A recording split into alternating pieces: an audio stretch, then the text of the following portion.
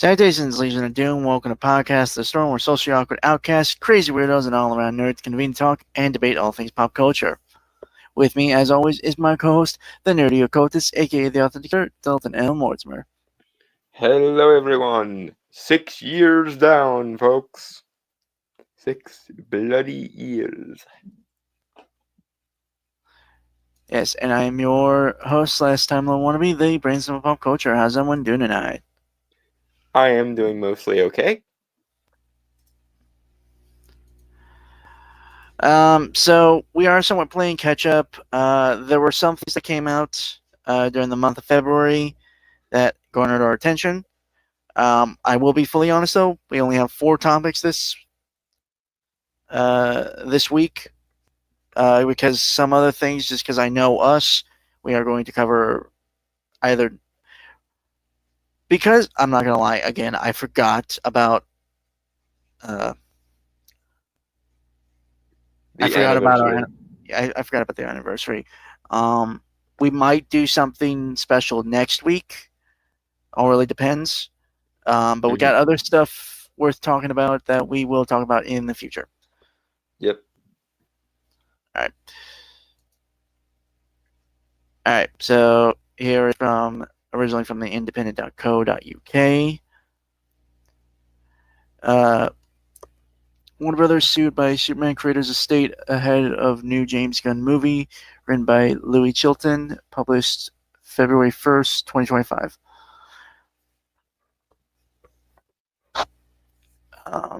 New Superman film is set to hit cinemas this year. It's a subheader.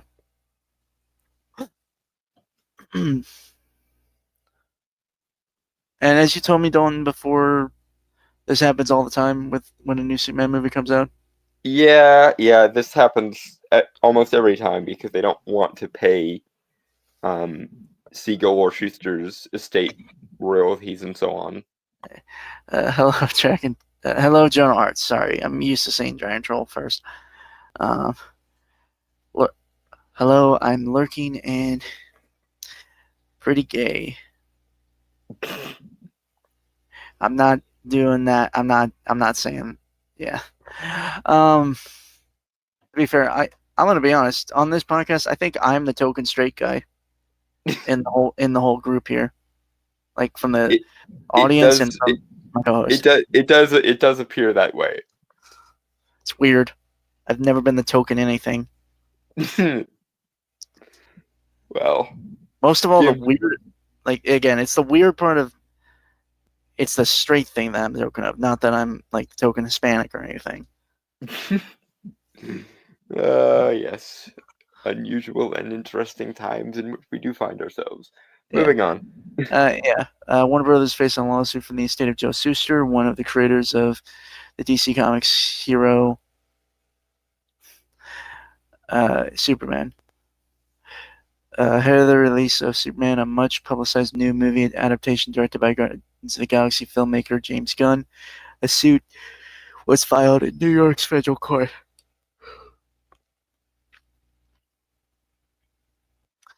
To be fair, if I remember correctly, there are major issues happening with. I remember watching a documentary regarding comics, specifically when the first Superman movie came out, and how the 2 creators were really scraping by. Yeah, they were snubbed hard. Yeah. For royalties. Which. Yeah, that does suck. Yeah. Okay, Superman is intended to relaunch DC's biggest film franchise as part of a wider attempt to rival Marvel Cinematic Universe. Gunn took over as CEO of DC Studios, a subsidiary of Warner Brothers, in 2022, alongside producers Peter Safran. And honestly, at this point, all they have to do to beat Marvel at this particular moment is just be half competent. Because Marvel is kind of in the place that DC was after Man of Steel right now. Right. I mean, okay, not to be the self-aggrandizing guy here, but and I've mentioned it before on stream. I'm slow. The weird thing is, I know it's been a huge debate topic with DC of the DCEU. I realize it wasn't the actual term that they created; it just was coined by a journalist, and it just kind of stuck. And they ran with it. Yeah. Um, but there are ideas with each movie that came out that weren't either properly explored or could have been better. And I'm slowly making my way through the movies in order and stuff and adding new ones that help fill it out. Hmm. Yeah, it is taking a while because, well, multiple reasons. Uh, but yeah, and we've been vocal ever since it happened. James Gunn, uh, doing the whole press conference and thing, like the DC Studios universe, DCU, whatever you want to call it, coming out, and cautiously optimistic. I want to say, I mean, it's been a complicated. It's a bit complicated, to be fair. As usual, Warner Brothers seems to want to very much shoot themselves in the foot. Case in point, the lawsuit that we're about to go into. Yeah. The character Superman was created in 1938 by Schuster and illustrator and writer Jerome Siegel. Was that his actual first name? This is the first I'm hearing of it, but that's Well, to be fair, I mean, okay, he's often called Jerry, but yeah. I'm pretty sure he just went by Jerry for the most part. That would okay, hold explain on. why we haven't heard either that or whoever proofread this article should be fired. Hold on. No, yeah, it's Jerome Jerry Siegel. Okay, so yeah, Jerry was a nickname then. That makes sense. Anyway, moving forward. Huh. Just okay. You learn something new every day. Hmm. Lawsuit states that the creators had initially licensed the rights to Superman to Detective Comics, which would later become DC Comics. Right. It argues that British law means that Schuster's rights reverted to his estate in 2017, 25 years after the illustrator's death. Hmm. But wait. Okay. Um, it's claimed that Warner Brothers had unlawfully failed to pay royalties for use of the characters in countries outside the U.S., including Britain, Canada, and Australia. Yep. The suit seeks monetary damages from the company as well as a court order that would prevent depictions of Superman without a license.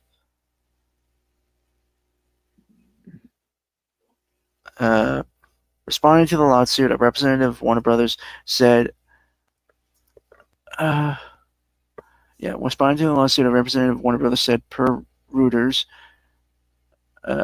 we fundamentally disagree with the merits of the lawsuit and will vigorously defend our rights. Mark Toberoff, lawyer of the Schuster, said, the suit is not intended to deprive fans of their next Superman, but rather seeks just compensation for Joe Shuster's fundamental contributions as the co-creator of Superman. The DCMU, DC Multi-Cinematic Universe. I mean, to be fair, it was that is kind of how James Gunn did pitch it originally, because it was supposed to have like animated series, TV shows, and movies all connected. Yeah, let's see if they can walk before they run, though, because they try to So I'm they gonna try be to expedite things too much. They're gonna wind up tripping over themselves again. right. Fair enough. I am gonna be fully honest though. Creature Commandos, while was fun and interesting and not a bad first step for kind of give you a taste, right, of the DCU. I do think it's somewhat. It has a lot of issues because I don't think we ever did a review of it actually. No, we didn't. Well, Well, one thing, it's 8 episodes, right? Or no, is it 9? I don't remember, but either way. So a bit short, and that's coming from me, who is fine with like kind of. I mean, to be fair, I would prefer like 13 or at the very least 15 episodes. Give it a little more. And you guys all know where I stand on this issue of if you can't come up with a story that can fill more than a miniseries, then just make it a miniseries. God damn you! Right. Also, the characters don't change or grow or evolve at all throughout the season, and it's not really much of a team. And it's just Suicide Squad with monsters. That's it.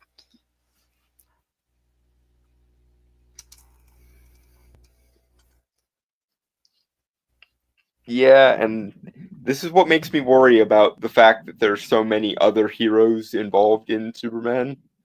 Because It's I get the bad feeling that perhaps James Gunn doesn't know how to function outside of an ensemble cast. yeah. And if that's the case, then Superman's gonna wind up getting buried in his own movie. To be fair, I mean, Superman has an ensemble, like in his stories, his own mythos.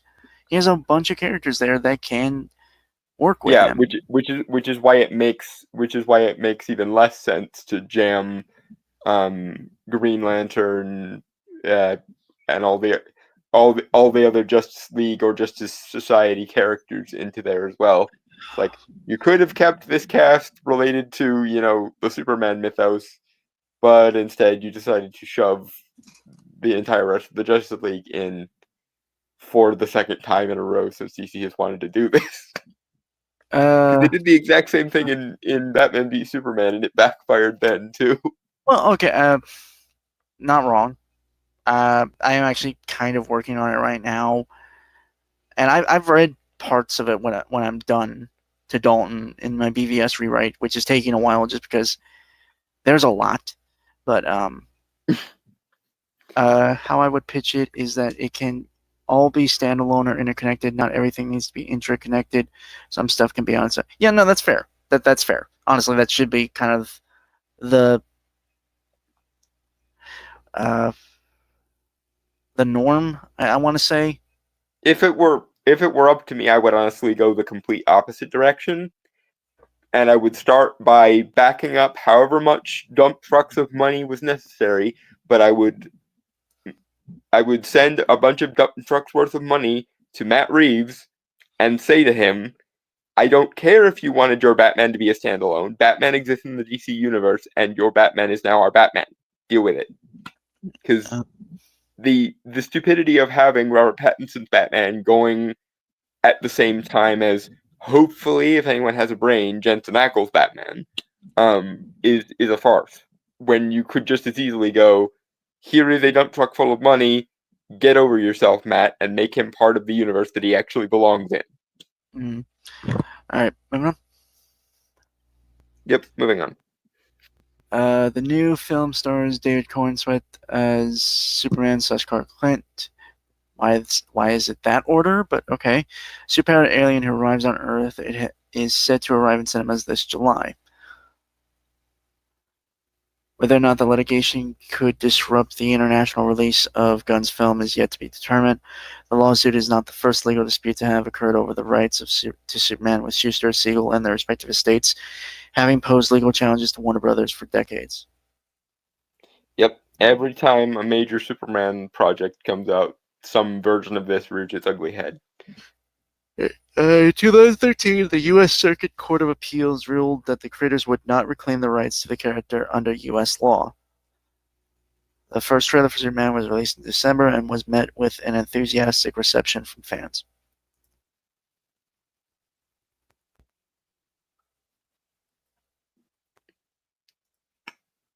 And on to the next article.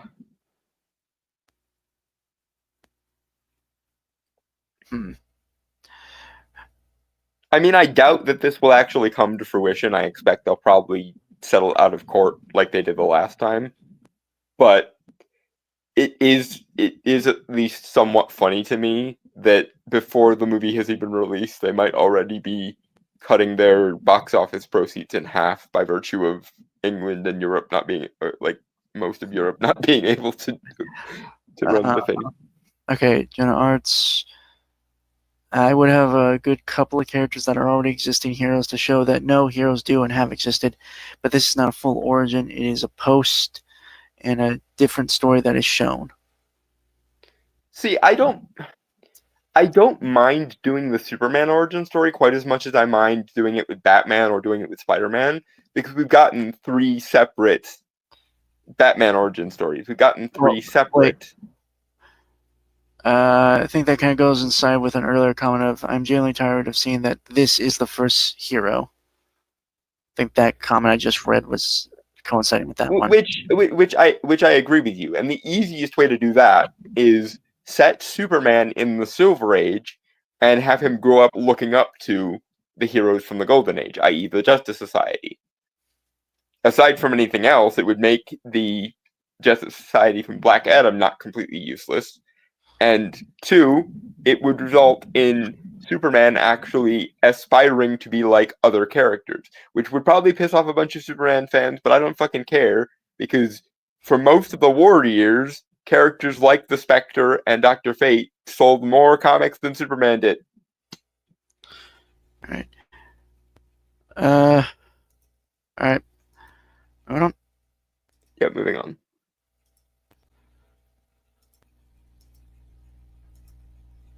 Alright, this is from The Hollywood Reporter, written by Winston Cho, published January 31st, 2025. Warner Brothers Superman rollout threatened by lawsuit over international rights. The estate of Superman co-creator Joseph Shuster accuses the studio of years-long copyright infringement on several movies and TV shows that exploit the hero. Warner Brothers Discovery has been sued over the rights of Superman in a lawsuit seeking to block the release of studio's tentpole film in several countries ahead of its July debut. The estate of Joe Shuster, the co-creator of Superman, alleges that WBD lost its international rights to the character and story years ago, but continued to exploit them without its permission or compensation. In a complaint filed in New York federal court on Friday, it seeks a share of profits from all works attributable to the alleged copyright infringement, including Zack Snyder's Justice League, Black Adam, and Shazam, in key countries such as Canada, the UK, and Australia. Okay, but here's the thing. If as we just read in the previous article, the rights for the US have been retained, why would you file that suit in New York? Why wouldn't you go file it in London, for God's sake? Because, like,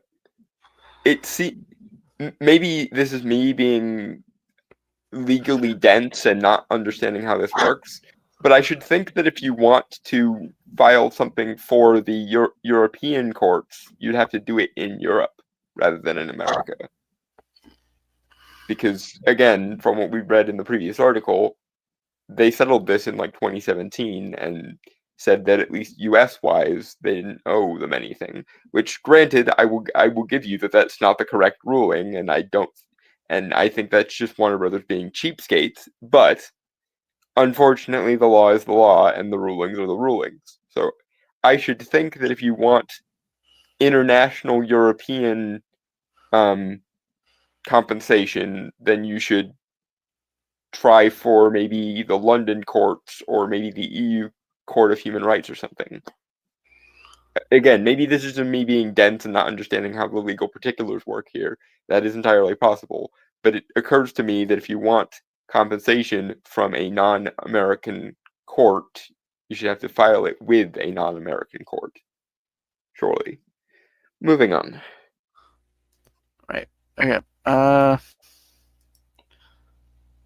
In a statement, a WBD said, "We fundamentally disagree with the merits of the lawsuit and will vigorously defend our rights. The legal action marks a potential hitch in WB's rollout of Superman, which arrives July 11th as the first solo movie for the character in more than a decade since Man of Steel. It's intended to serve as the cornerstone property for DC Studios co-chiefs James Gunn and Peter Safran, who've planned a slate of projects, which we still don't know half of them. Planned a slate of projects around the movie and were hired by WB chief executive David Zaslav with a mandate to reinvent the DC universe. Yeah, and we've gone over and over again as to how stupidly rolled out this was. Because if you're gonna make a Phase 1 announcement, which is what they essentially made the James Gunn announcement from a couple of years ago be, if you're gonna make a Phase 1 announcement, then why not include the whole phase? Why just include the first half of it? If that is even the full first half of it that we saw on that one James Gunn video. And by the way, if Warner Brothers, if you knew that this was going to be a problem, you should have given an olive branch to begin with already, instead of allowing it to become a thing. Because I mean, settling out of court is nothing new. So why didn't you just settle before any of this hit the headlines? Could it be that once again Warner Brothers is their own worst enemy and continues to shoot themselves in the foot and snatch defeat from the jaws of victory? Moving on. Okay, I'll read the court thing first, Jonah. For the court thing, it is a tricky thing, but it is better to file it in a court you feel comfortable for winning and knowing the CRL than a different nation that may have a different system for it and take a major loss in. I mean, I guess that's fair, but they've already lost in the U.S. courts is the thing. So I should think that again, maybe this is just me being dumb, but if I were wanting to sue somebody for something and the U.S. courts had already told me to kick rocks once, I would be filing it in non-American courts as soon as possible. But then again, I fully acknowledge that I might be being an idiot. And if that be the case, then I apologize for being an idiot. But that it does strike me as somewhat silly when they know that they've already lost in the American courts, that they're filing in the American courts a second time. Moving on. All right. Actually, okay. Brought up something interesting here.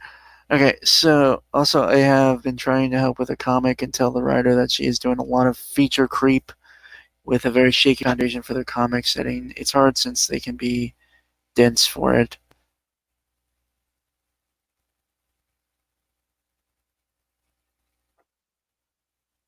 Feature creep. Why does that term sound familiar?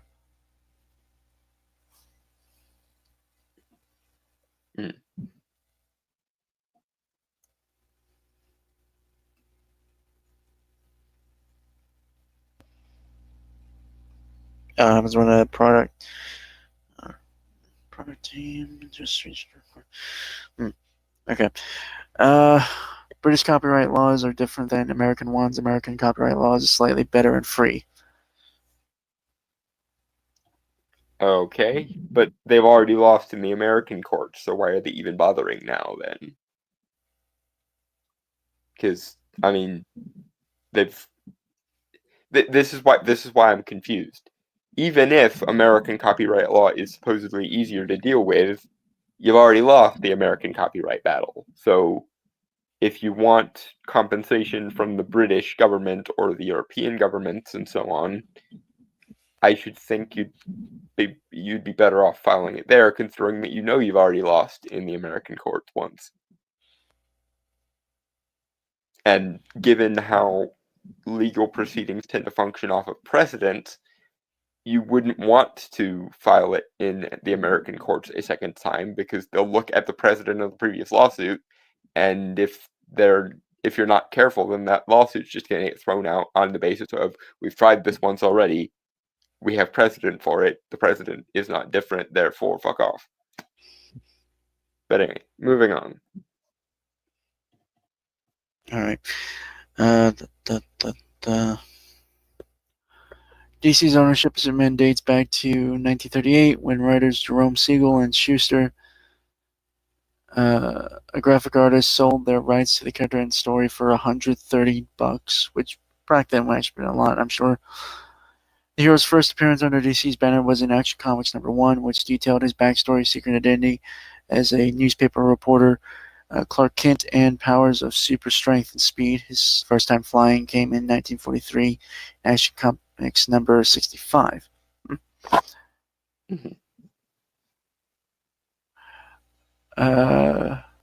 Since then, it's frequently been the target of litigation, starting in 1947 when the duo sued to invalidate DC's ownership of the rights to Superman.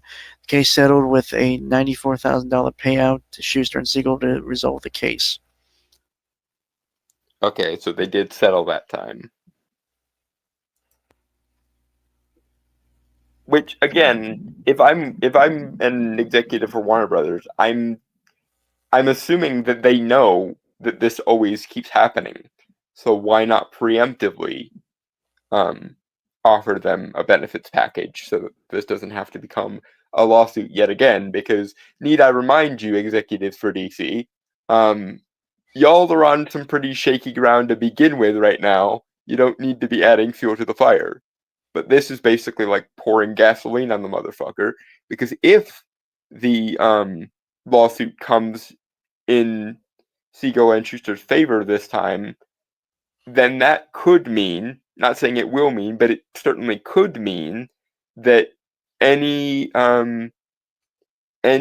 European movie theater outside of the US would not be able to run the movie. And if they can't run the movie, then that cuts your box office in probably half conservatively, if not more. So pay the man is what I'm saying to you. From just a pragmatic standpoint, if you know that this is a reoccurring issue, pay the man, run the movie, and let the chips fall where they may. Hopefully it doesn't bomb as horribly as it otherwise would have in turn. But that would require Warner Brothers executives to know what the fuck they're doing, and if the last decade or so of DC movies has not been any indication, they're not good. They're not good at dealing with the things they own, apparently. Ever. Moving on. Alright,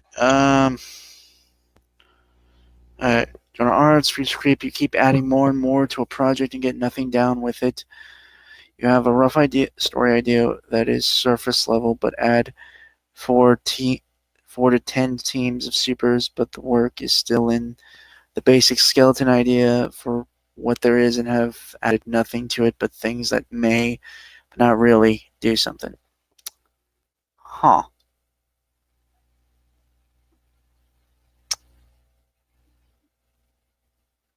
Well, hey, thank you. Thank you for actually providing information on that. Like, definition of it, I mean. He's going to be panicking about this for the next month. I hope you're happy. I'm not. I know you. I know that this idea is gonna kind of screw you over eventually. Fuck off. Okay. But am I wrong though? Fuck off. Under U.S. copyright law, Schuster would typically be able to reclaim his domestic rights to Superman under a provision in intellectual property law that allows authors to claw back ownership of their works after a certain period of time. But his sister and brother reached a deal with DC in 1992 that terminated that right in exchange for $25,000 per year. A federal appeals court later upheld that determination.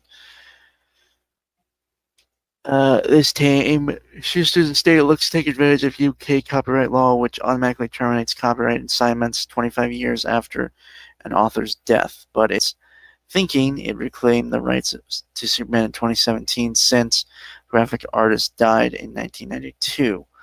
Also at play, the possibility that Schuster's sister didn't have the authority to bind the estate to the agreement that purportedly surrendered its right to terminate DC's ownership of Superman. In that case, the court stated that the issue is a complex one and punted on deciding it. Which again, if the precedent of your case rests on something particular to UK law, you should be filing in a UK court, or maybe in the court of the EU. Maybe if we're stretching things a little bit. I don't see the utility of filing in a legal system that you've already lost in.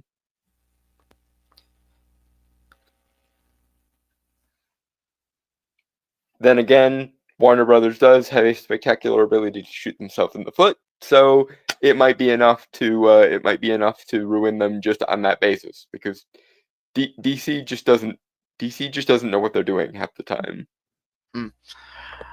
Okay. The lawsuit claims infringement of copyright laws in the UK, Australia, Canada, and Ireland. It seeks a court order barring further exploitation of the international rights to Superman, allegedly owned by the Schuster estate, which is represented by Powerhouse copyright termination lawyer Mark Toberoff. Well, good. They got a good attorney, apparently. Good for them. Yeah. All right. Bad news for Warner Brothers, though. So, womp, womp, womp, womp. No, she's been adding a lot of new features while adding nothing to the story that would help lead it to where she would want it to go. When asked how any of these would make it reach to story she wants to make, she just can't really answer. She says a lot of words, but they don't even say anything that says how it can go into the story overall. She even splits a lot of arcs. Okay, they're still typing.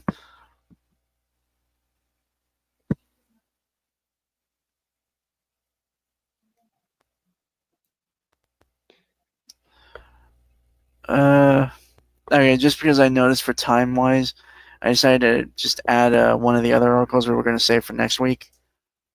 Okay.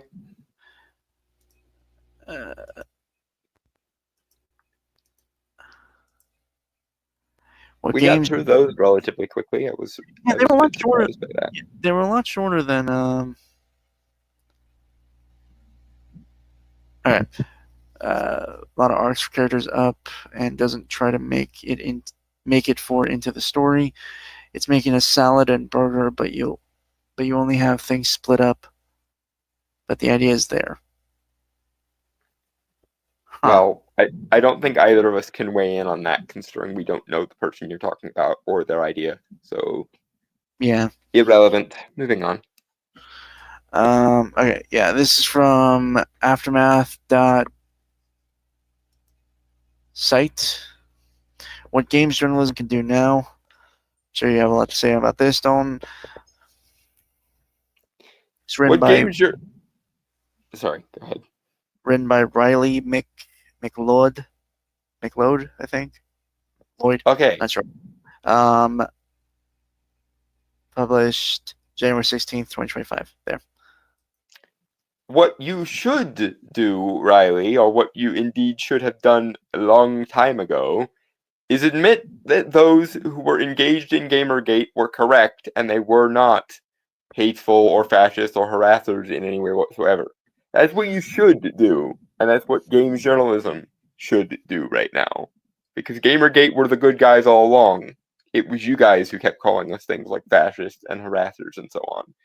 But that would require you to admit that you are the baddies, and I gather that you don't want to admit that you were the baddies, and therefore you will now spin a bunch of paranoid bullshit excuses as to why you don't have to come to terms with the fact that you demonized the good guys for 10 years and change. Or actually, no, we're closer to 12 years, because Gamergate started in 2013. So yeah, for 12 years, Riley, you and yours demonized the good guys, and now you are paying the consequences for having demonized those good guys. Wait, 2013? Holy shit, that was a year before. That was a year before I started high school. 2013. 2013. That's what I said. Oh, it sounded like you said 2015. No. Anyway, but yeah, Riley, games journalists, together with people like Zoe Quinn and Brianna Wu, demonized gamers and gamergaters for a decade and some change.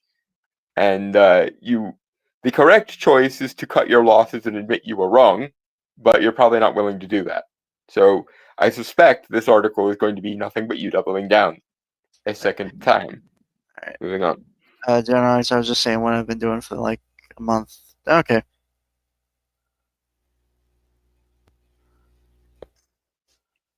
All right. Subheader readers and fellow journalists are going to need what games journalists know in the face of the upcoming administration. Jesus Christ.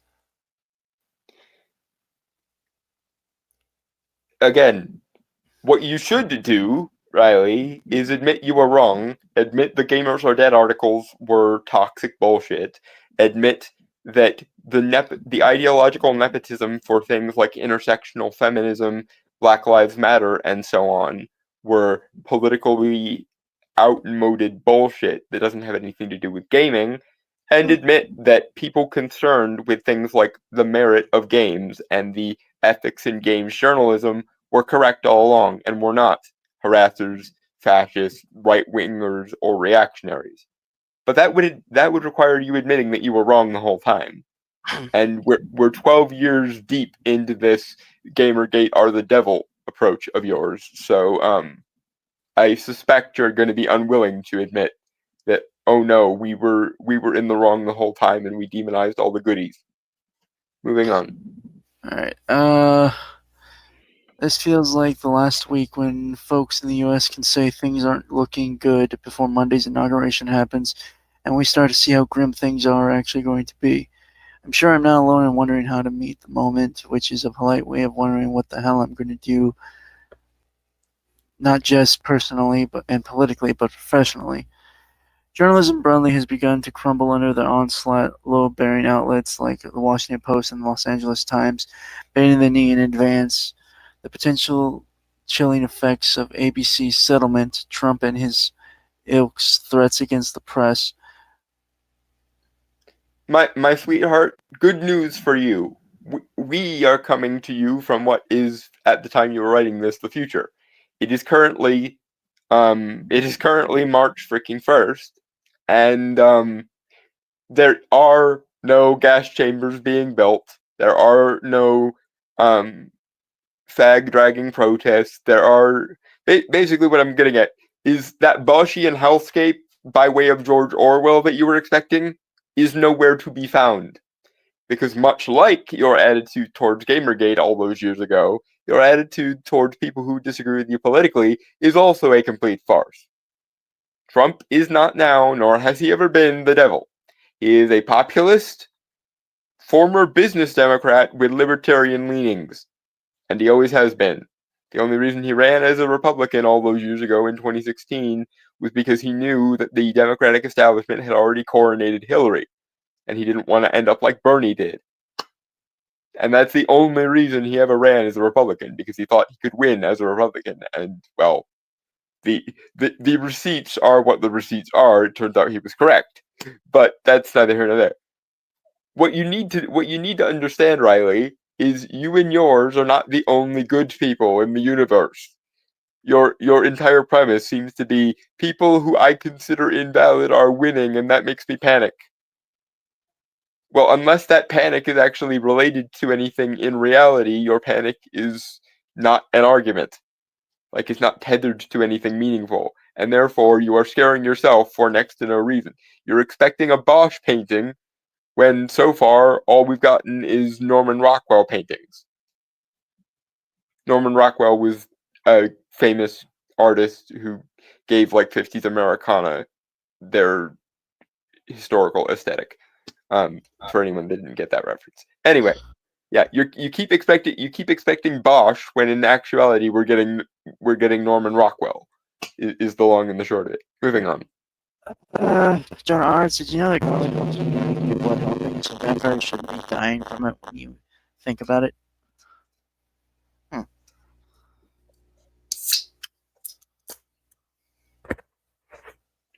Actually, yes, I did know that, Jonah, but thank you for the reminder. Moving on. Excuse me.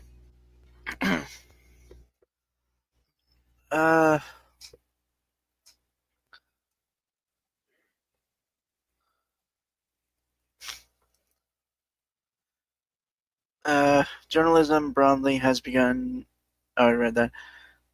As tech billionaires, people who exercise some sway over how the journalism will still be able to do goes out into the world line up to kiss the ring or declare themselves the media, we can assume it's just going to get harder for journalism to survive and for journalists to publish the truth. Okay, here's the thing, Riley. The issue here is that for the longest time, by which I mean the last 10 to 15 years, the number one goal of the average journalist is to say things like meritocracy and objectivity are harmful social constructs that we have to deprogram ourselves from. There is no such thing as truth, etc., etc. The whole reason people hate modern day journalists, especially modern day entertainment journalists, is because they think their ideology or their ideological perspective is the truth, so much so that they demonize any other form or facet of truth. Very much so, very often resulting in a active denial of the truth for ideological reasons. Which, by the way, you're also doing here. Because again, you keep expecting the Trump administration to become like the goddamn Ministry of Truth from 1984, but he hasn't. Neither Trump nor Elon's Doge have done anything other than hold the government accountable for the mountainous amounts of money they're wasting. Do you see? That's not the same as watching, people get hauled off to Room 101 or seeing things get memory holed. In fact, it's an attempt to unmemory hole a bunch of shit that politicians, by and large, were ignoring for more than a decade now. Moving on. Alright, I've been, I've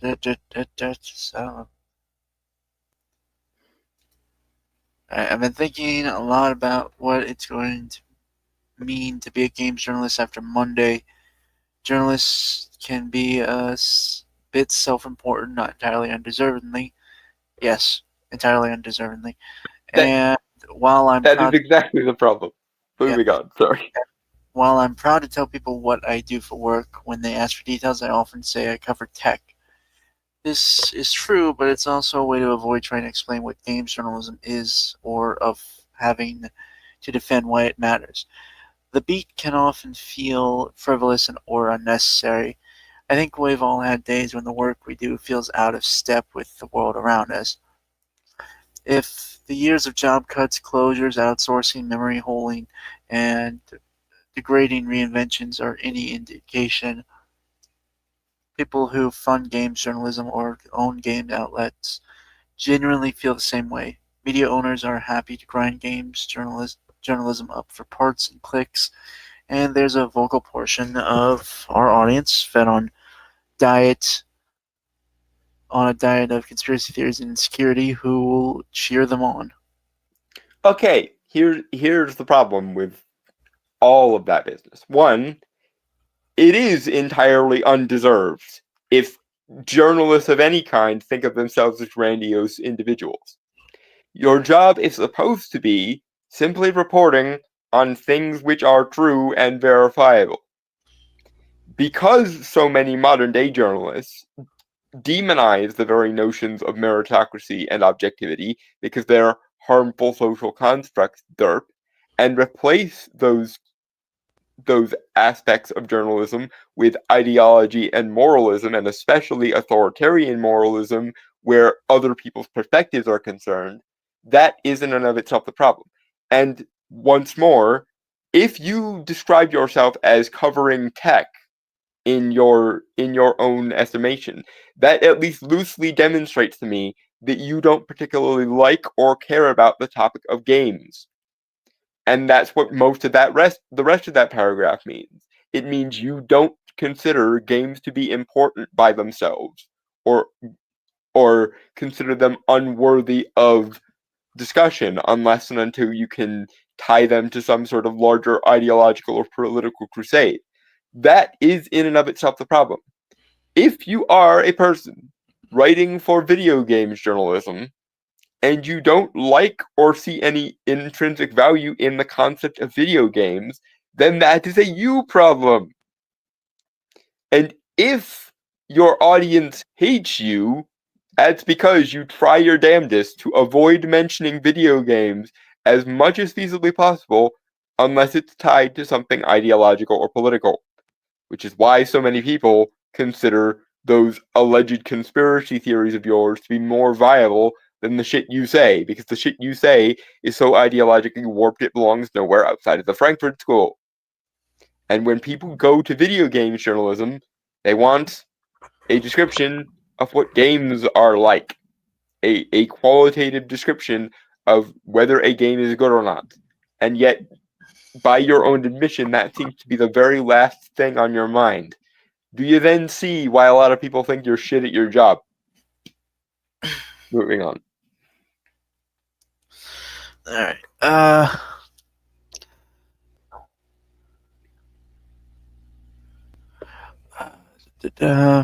Don't know, it's me making a lot of game docs with 0 B's other than a funny story and making it look beautiful with my art style. Well, I don't give a fuck about the things these people ask about other than it being a fun game. Yeah, that's the point. People in games journalism used to be people who liked to play video games. Except now, games journalism is instead co-opted by people who want to use games as a wedge issue for political and moral fixations rather than anything relating to quality or meritocracy, because they don't believe in quality, objectivity, or meritocracy. They believe it's a harmful social construct that we as the journalists have to deprogram people out of, quote unquote. Right.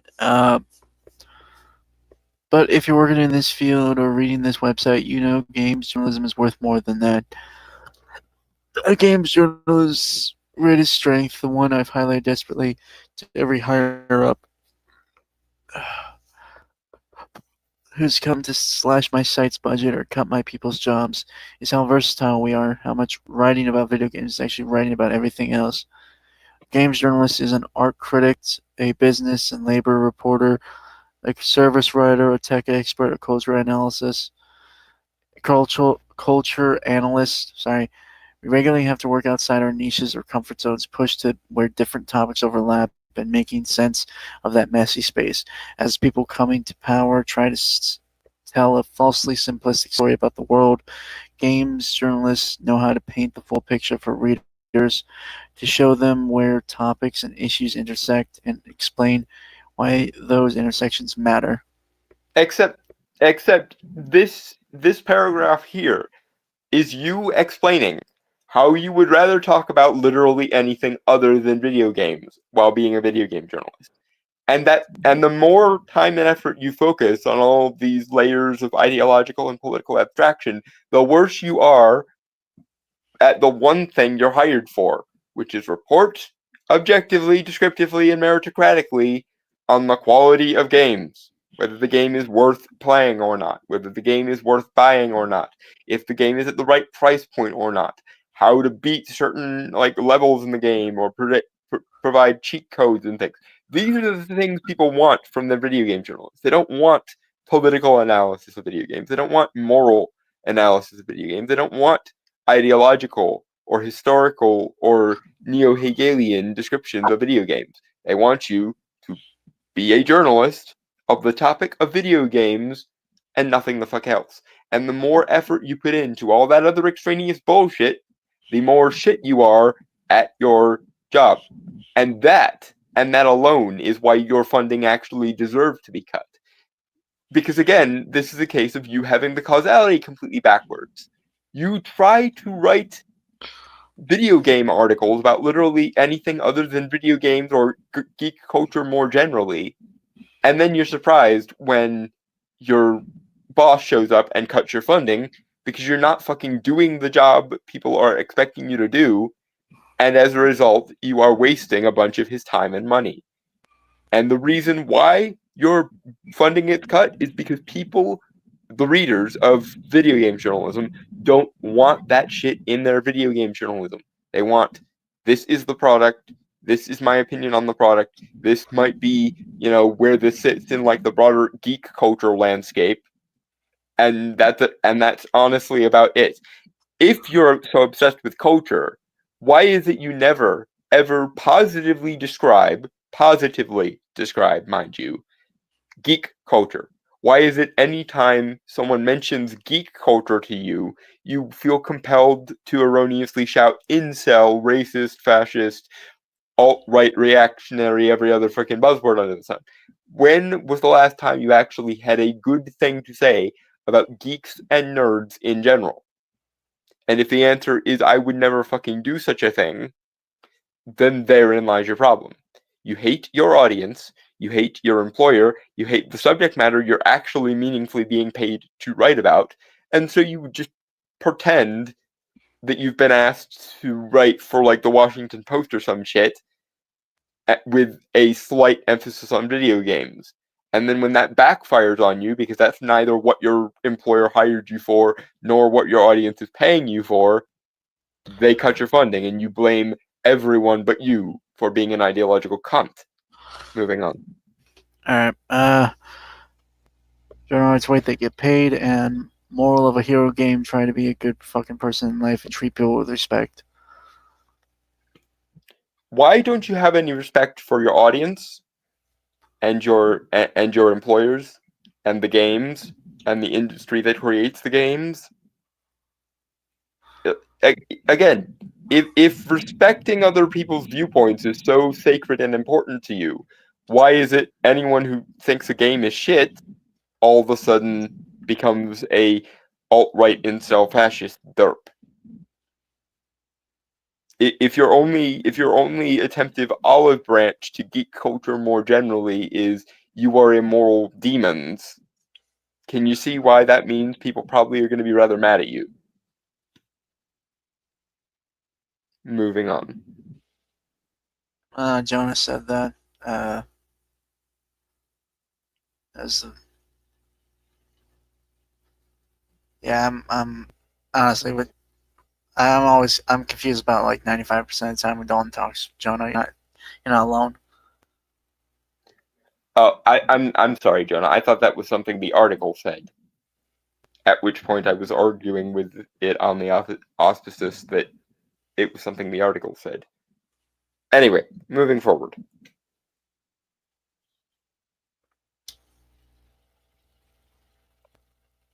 Yeah, don't mind him, Jonah. He's old, so his brain don't work all the time. Excuse me. You can say a lot of things about me, a lot of truly nasty things, and all those nasty things will be accurate. But don't you ever say that my brain doesn't work. Well, okay. You're an old crotchety fuck. How about that? That is probably true. Fair enough. Moving forward. Yeah. I bet it's a really nice tombstone, to be fair, Jonah. So, all right. Ideally, I'll wind up entombed in a mausoleum. Ideally, hopefully. Of course, you'd want a mausoleum. You dramatic ass bitch. I'm sorry. We've been doing this for 6 years. This is definitely not your first day dealing with my idiosyncrasies. Are you that surprised? No, I'm just. That's why I said, of course, you would want a mausoleum. Anyway, moving back to the article, please. Yeah. Part of the reason we know how to do that is because we've been here before. Games. Oh, sorry. That was one sentence.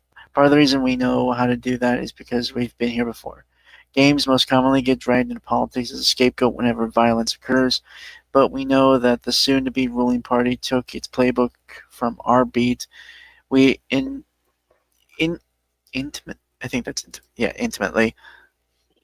We're intimately familiar with its tactics and how they're deployed to silence journalists, will the young and disaffected.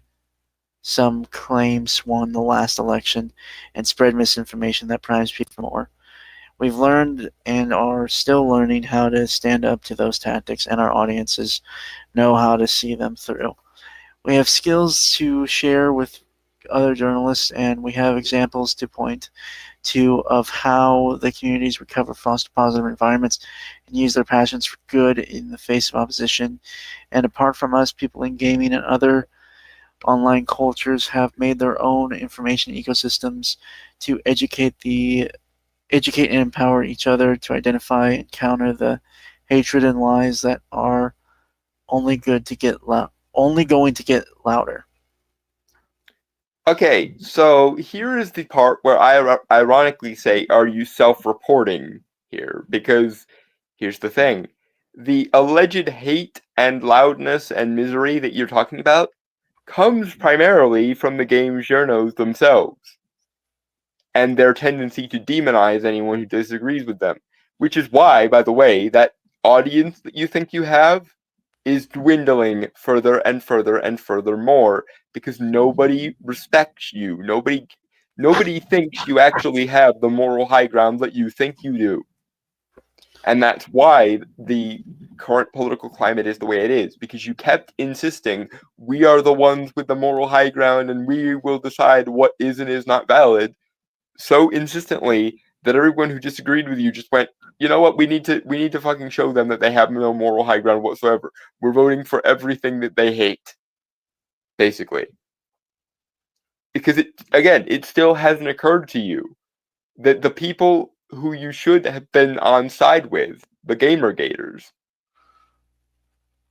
were in the right the whole time, and you and your ilk were nothing but stenographers to an establishment that hated geek culture generally, gaming more particularly, and anyone who likes games or geek culture for their own sake rather than as some abstract socio-political woo. Do you see how you are in fact describing yourselves when you talk about all this hate? And by the way, here's another reason why that alleged hate comes to you.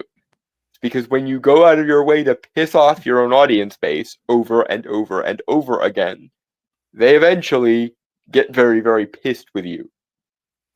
And then after they get pissed, and you still haven't learned your lesson, a lot of them just go away, which again relates back to why your audience is such a non-entity. Because the number of people who honestly agree with you or honestly consider your opinion valid gets smaller and smaller by the day, the more insistent you are that you are the only ones with the moral high ground. Cunts.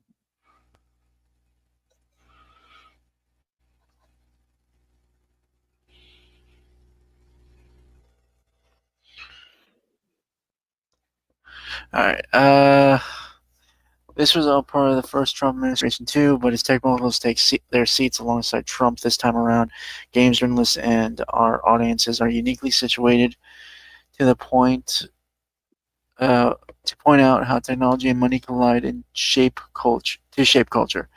AI, the metaverse, and NFTs have and are playing out in real time on our beat. Games journalists are or should be particularly good at seeing through the latest bullshit and resisting the hype and buzzwords we're all being bludgeoned with. We know how people are really using technology, and we know what happens when money motivates art and the effect it has on both audiences and workers. Okay, but you're not describing yourselves there, because you guys haven't ever had the perception skills necessary to, for example, see that Gamergate were the good guys the whole time, and that the establishment was the problem, etc. If you think that's what it requires to be a good video game journalist, then you've just basically admitted that you're not a very good video game journalist. The people that actually describes are people like Penguin Zero, people like Asmongold, people like people like the Game Grumps, etc., Blistered Thumbs, etc., ad nauseum. Those are the people who are actually good at being quote unquote video game journalists. The people who actually like and engage with geek culture generally and games culture in particular. That doesn't describe you. That for you are a wannabe mainstream media hack. People don't respond well to the mainstream media because the mainstream media is at best wholly redundant in the modern age, and at worst actively counterproductive to everything it touches. And that's why, rather than listening to people like you, Riley, babble on about nothing for several paragraphs, most people, when they want a good video game analysis or opinion, go to people like Asmongold or Penguin Zero, or hell, even Angry Joe when he's not going completely insane himself. Like, you've lost this moral high ground more than a decade ago, and you still don't seem to have the perception skills necessary to understand that you are the ones who fucked up. You keep wanting to demonize your audience and the people who agree with your audience rather than admitting that you were the bad guys, and that therein lies the problem. Moving on. Alright, what was that?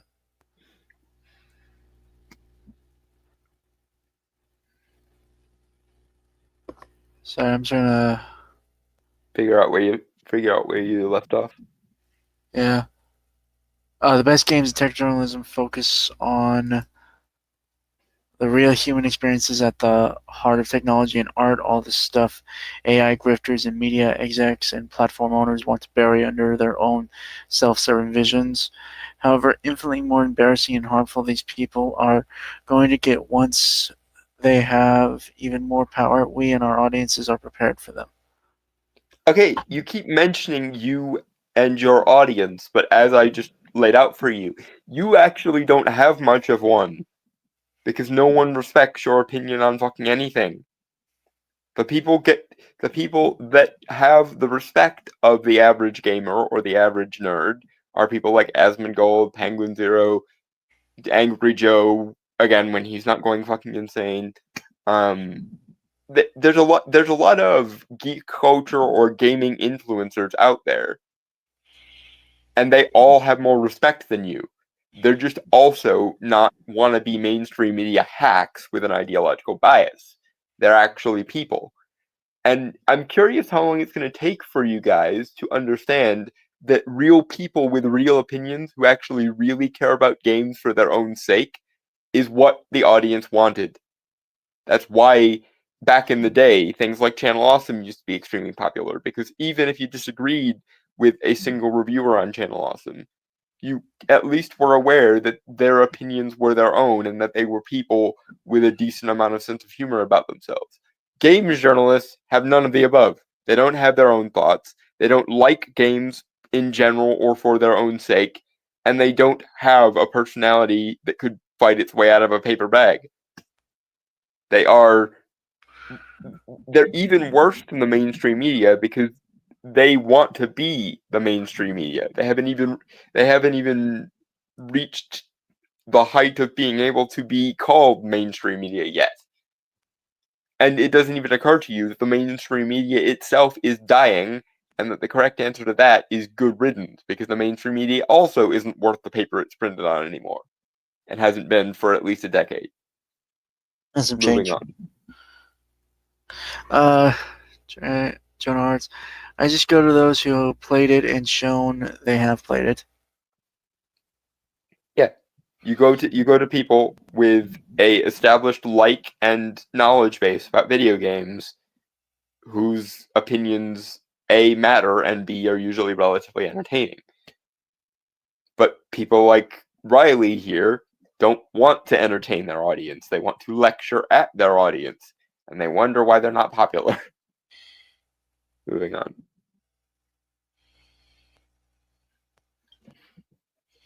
Yeah. In their own careers, we've been at the forefront of the degradation of the internet and of journalism widely. Game If you mean sites. you caused it. Hold on. Sorry, I was clearing my throat. So, right. Yeah. In our own careers, we've been at the forefront of the degradation of the internet and of journalism widely. Game sites and verticals have been early to the chopping block in the face of consolidation and economic changes. We know how tweaks to search and social media algorithms can affect the work our owners ask us to do. Lessons more and more outlets are starting to learn. We've lived through and continue to live through the conflicts that can exist between traditional journalists and the personalities or influencers more and more people turn to for information. Okay. And do you know why you've always been at the forefront of the degradation of journalism and the internet? It's because you are a prime example of why and how the internet has slowly become shit. People like you caused the adpocalypses. People like you caused the censorship and manipulations of the algorithm. People like you keep losing to people like modern day influencers, because modern day influencers are at least real people with real opinions whose opinions are their own. Whereas you people, more than a decade ago, mind you, came out with a bunch of Gamers Are Dead articles at once, and then doubled, tripled, and quadrupled down on it by demonizing people who criticized you as hateful, misogynistic, etc., etc., so on. Rather than engage with any of the criticism that people like Anita Sarkeesian, Zoe Quinn, or Brianna Wu got, and therefore create a better industry, you called everyone who criticized them evil and demons and stupid and fascists and basically any other thing you could get away with calling. And so people slowly but surely turned away from you because you weren't good at your jobs, and you fucked up every other part of the internet you were involved with, and slowly became more and more in favor of people like Asmongold, Super Mega, Penguin Zero, Blistered Thumbs, etc., ad nauseum. Because people would rather have a influencer who is a real person with their own fucking thoughts than a wannabe mainstream media hack who can't even hack it as a mainstream journalist. Moving on. Jonah, it's off topic. I kind of hate some of the Warhammer 40k fans, mostly those of the Imperium Man. They are so insufferable to talk and listen to. I don't really have an opinion one way or the other. I haven't. To be fair, I am on the fringe of the Warhammer 40k fandom. I'm not really like. I look at it a few times, but again, I'm gonna be honest. It's just never really.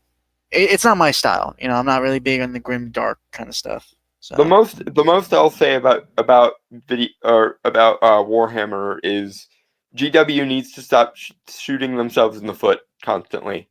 GW for some reason hates its own fan base, and I don't understand why it's so hard to admit you were wrong, GW. Like, the lore matters. You know the lore matters, or you wouldn't have published all those books about the lore. Stop changing the lore because you're afraid of a subset of activists in the fan base whining at you. but I can see that.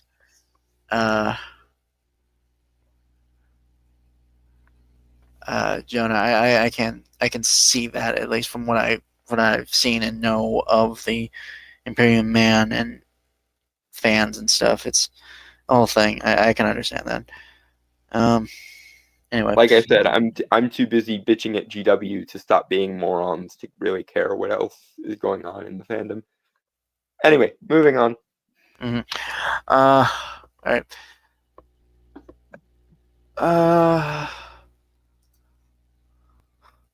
Yeah, and while none of that's been pretty, and none of us are out of the woods, it's also taught us how to do good work regardless of circumstances, whether that's at established outlets or outside of them. We have a scene of independent outlets and non-traditional formats long before the wave of worker-owned sites that spawned Aftermath and our peers. Our audiences know how to find us, and they're willing to support us. And you are welcome to that increasingly dwindlingly irrelevant audience. But you realize that by that very same token, by the power of the audience, Asmongold is a much louder and more important voice for games companies to pay attention to than you are.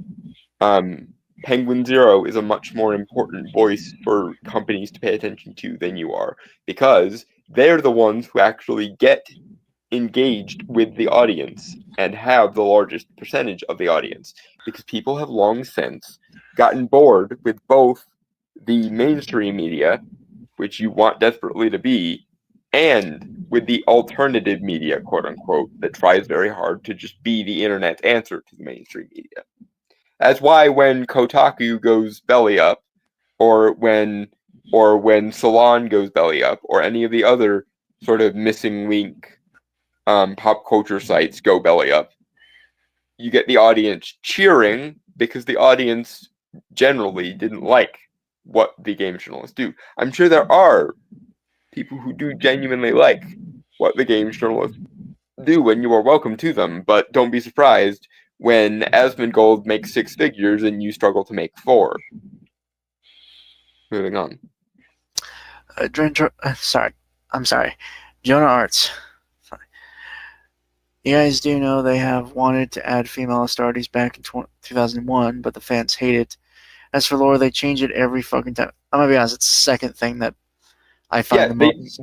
They shouldn't change the lore, and if they know something is going to piss off their audience, I have to wonder why is it so important to piss off your audience that you're willing to incite this bullshit, even though your fan base has told you in no uncertain terms, we don't want this, fuck off. It's that we're better than our own audience attitude that bothers me more than anything with GW.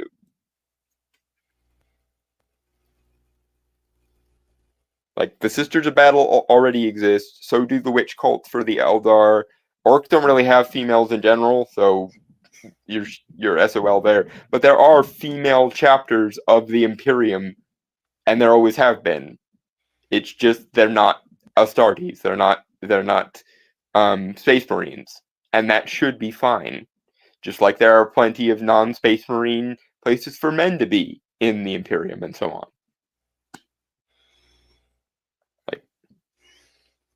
Anyway, moving on.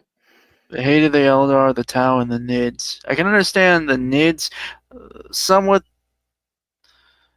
I mean, I can understand the hate for all of those guys, just because, like, to be fair, everyone kind of sucks, and from what I know, from what I understand, every faction kind of sucks.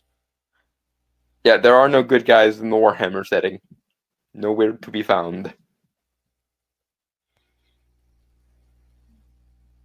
Anyway, moving on. Mm-hmm. Now, I mean the fans.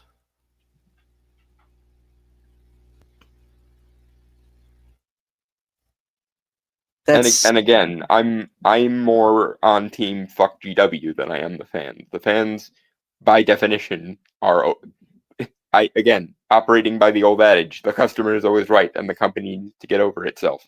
Well, isn't there more to that saying? The customer is always right in matters of taste, is what the saying is. And when the audience has shown a by and large distaste for something, and they keep inserting it anyway, that's the company's fault. But I do kind of see. I kind of see with Jonah. Again, I think we're all aware that there are like subsects of, like, as much as I hate using this term, toxic fans. See, I'm not even going to use the term. There are individual people within the fandom who are dicks. That is not toxic fandom. Because toxic fandom implies that the fandom itself is the toxic part. And I don't believe that. I refuse to believe that there is such a thing as toxic fandom. Well, that's why I was being specific, subsects, not Right. the whole fandom itself. But like I said, I would just prefer to refer to that as individuals within the fandom being dicks, rather than blaming the fandom itself for their toxicity. But point being, as far as I'm concerned, GW is their own worst enemy, and they need to get over themselves and start actually listening to their fan bases instead of demonizing them. Moving on.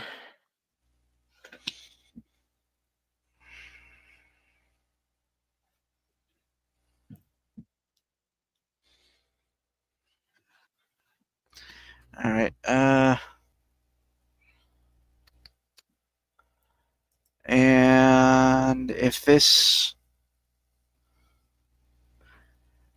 is all starting to sound overly serious, even if you look at games journalism as little more than covering what basically amounts to expensive toys, that's a beat full of writers telling stories about how all the different ways that people find joy, and an audience full of readers who want to hear about it. We're going to need those experiences in our lives in the years ahead, and we're going to need those stories and examples. Okay, that attitude right there, the attitude you started with right there, is the problem. the fact that you can't see there being any intrinsic value in games or geekdom or geek culture. That attitude of, I know it's a small niche and it doesn't really matter, but ... No, fuck everything after that but. The fact that you assume there is no value to video games in general, or geek culture more broadly in general, that means you shouldn't be a game journalist. That right there. Anyone who writes about a given piece of fandom should at least be part of that fandom. The people who write about video games should be people who also enjoy and play video games on their own terms, not on the basis of some socio-political or moralistic woo and themes and non-diegesis and derp art school crap. No. Things should be valued for their own sake, first and foremost. And if you can't bring yourself to believe that games are important enough by themselves to be covered seriously, then there's the fucking door. Same thing with Joe Glass and his what's the other asshole who writes for Bleeding Cool a lot? Joe Glass and Don't ask me. Okay, but yeah, same thing with people like Joe Glass writing about comic books and stuff. If you don't like comics for their own sake, which means fuck your themes, fuck your socio-political woo, and fuck your non-diegetic abstraction. If you can't see the value of a thing in its own terms, not just in socio-political and moral themes derp, then you don't belong in this job. Which is why people who do rate games or geek culture or any other facet of fandom on their own terms rather than on abstract thematic ones are more successful and more popular than people who will not shut the fuck up about socio-political and moral themes. Themes are at best tertiary to what makes a piece of art good. And if you can't bring yourself to believe that, then you don't belong in this industry. Moving on. Oh, by the way, I think this is the same guy who has said that AI is the future and we don't need any artists for it, to the point that they want them in all fields that isn't news. Riley McLeod. I mean, the name sounds familiar. Have we? I feel like we've covered that guy before, but We may well have done, but I lose track of the people we cover unless they're like a reoccurring villain of ours, like Rachel Leishman from over at the Mary Sue, for example. I'll always remember her because she's been a reoccurring antagonist of ours for a while now. Not recently, but yeah, we really should check up on the Mary Sue one of these days, just for like old time's sake, if nothing else. All right. Last paragraph. I've been wrangling with how grandiose this all reads, and I won't lie that I wrote it at least in part to have something to pep up a future version of me who's pinned to his couch in despair. But maybe it can help you too. Journalists outside of games are going to need the skills we've honed in the coming environment. Our readers are going to need all the skills they have to navigate an even louder, more confusing world of misinformation, one with higher stakes than just whether or not you should buy a video game. On so many days, games journalism can feel over, but next week I think we're going to need it. My dude, again, I'm coming to you live from like March 1st here. There was and is no apocalypse. And as far as I'm aware, most games journos sites haven't even been affected by what the Orange Man is doing at the moment. Other than perhaps, as it turns out, a bunch of the anti-Gamergate screeds from back in the day were financed by the fucking government. But never mind. But yeah, unless you're the sort of snake who's been taking money from under, taking money under the table off the government dole, you'll be fine. And if you are one of those fucks who was paid to demonize gamers by the government, then you could fuck off and give me my money back, please. Because I don't recall hiring people to call me a Nazi.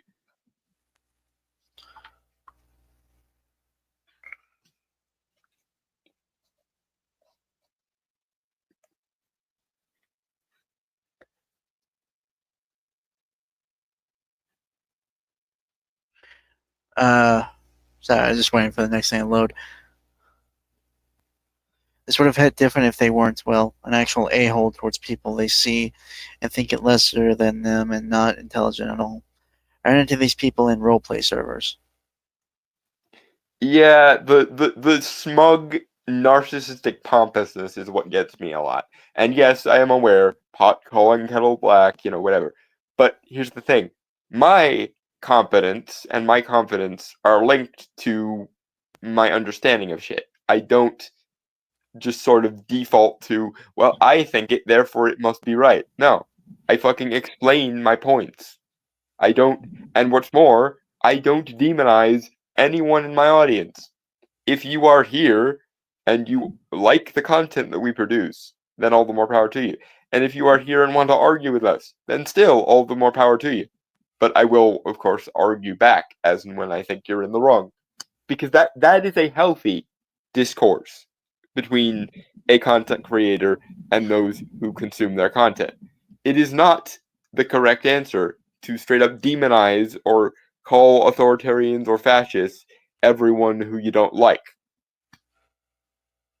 And in order to justify all that arrogance these assholes seem to have, they should actually have the occasional skill. If they don't, then that's why their industry is failing. And more's the pity that it took so long, honestly. I'm still waiting for the day when it finally hits somebody that Gamergate were the good guys all along. But I suspect I will be waiting a very long time for that. Probably. They keep wanting to double down even harder.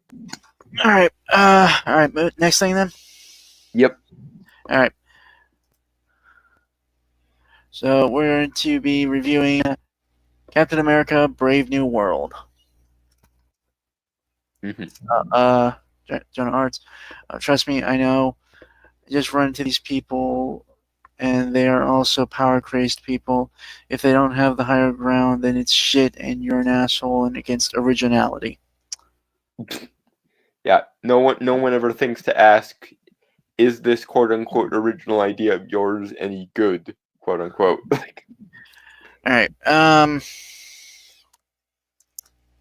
Speaking of, but Tish. Sorry. Okay, well, obviously we'll do a non-spoiler review first, and then we'll get into the spoilers. Yeah. For one thing, I think that I'm on the fence about this. I'll be fully honest, because I personally do not have an issue with Sam Wilson being Captain America, because I think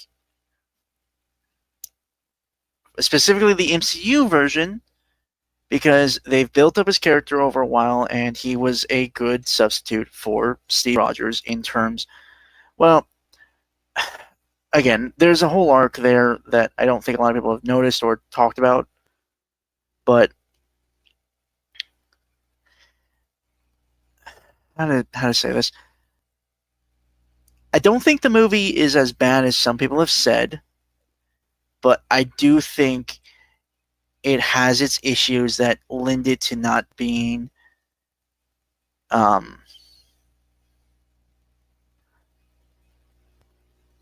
great. But that could just be the optimist in me. So okay, so here's I guess my 2 cents on this. One, I'm a bit harsher on the idea of Sam being Cap now than Rainstormer is, largely because they tried it in the comics and it didn't work there either. How I would have handled the sort of Captain America IP post Steve Rogers is I would have had Bucky and Sam both realize that neither one of them can individually fill Steve's shoes. So instead, they should be like a buddy cop duo. I've been saying that for the longest time. That being said, I do keep an eye on the behind the scenes going on with these sorts of movies, and from what I can tell, originally they expected things like Falcon and the Winter Soldier and She-Hulk to go over a lot better. And so the original political commentary in this movie was going to be extremely abrasive. But because Falcon and the Winter Soldier and She-Hulk died on their ass, as well they should, for they were shit, Well, they I they won't argue. Never mind. they tried to cut out a lot of the more spiteful, vindictive stuff that was going to be in the original draft. And while on some kind of paper I can at least acknowledge, okay, so that means you learned something from the failures of Falcon and the Winter Soldier and She-Hulk. But here's the thing. They didn't really replace the spiteful vindictiveness with anything. And so this movie is very much kind of an absence of stuff. Like it's the remaining skeleton of like 3 other stories that they kept retconning into and out of existence. And you can really feel sort of where the reshoots were in this movie, because the tonal shifts are a bit jarring sometimes. Right. Sorry. Do you have anything else to add, or? I was to sum up, this movie is the most obligation movie I've ever seen. I.e., it doesn't really feel like anyone involved in it wanted to make it. They just made it for the sake of making it. And that kind of comes through very easily to me, at least. Well, you're a better cynical person, Dalton. So I think you're just going to look at it the way. Yes, I am aware of that, but I have to call him where I see him, and what I see in this movie Dalton, is. I'm sorry. I just want to point out that you are going to have your biases. Yes. Okay, I'm just pointing that out as a fact. Yes, well, not just like you will have your biases probably in the other direction. I wouldn't say biases, but I understand your points, and I'm not denying them. I'm just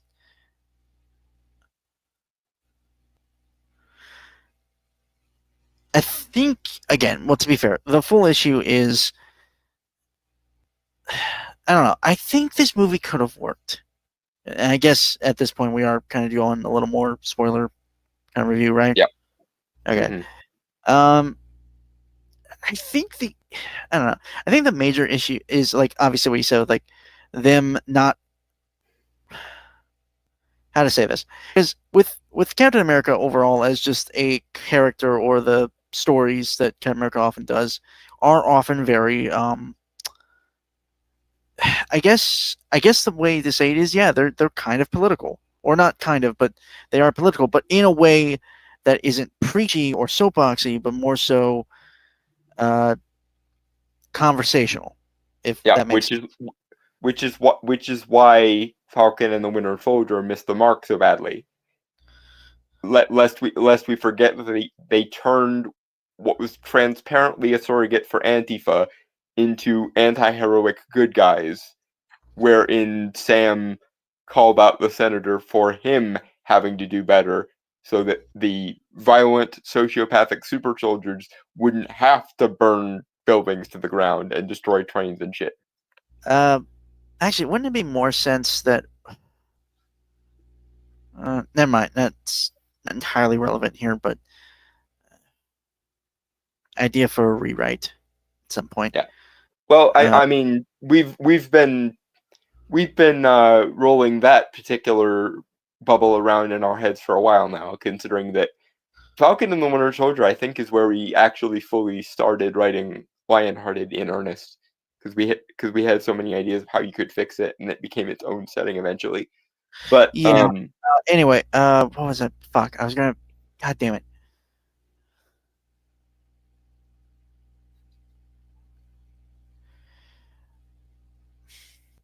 The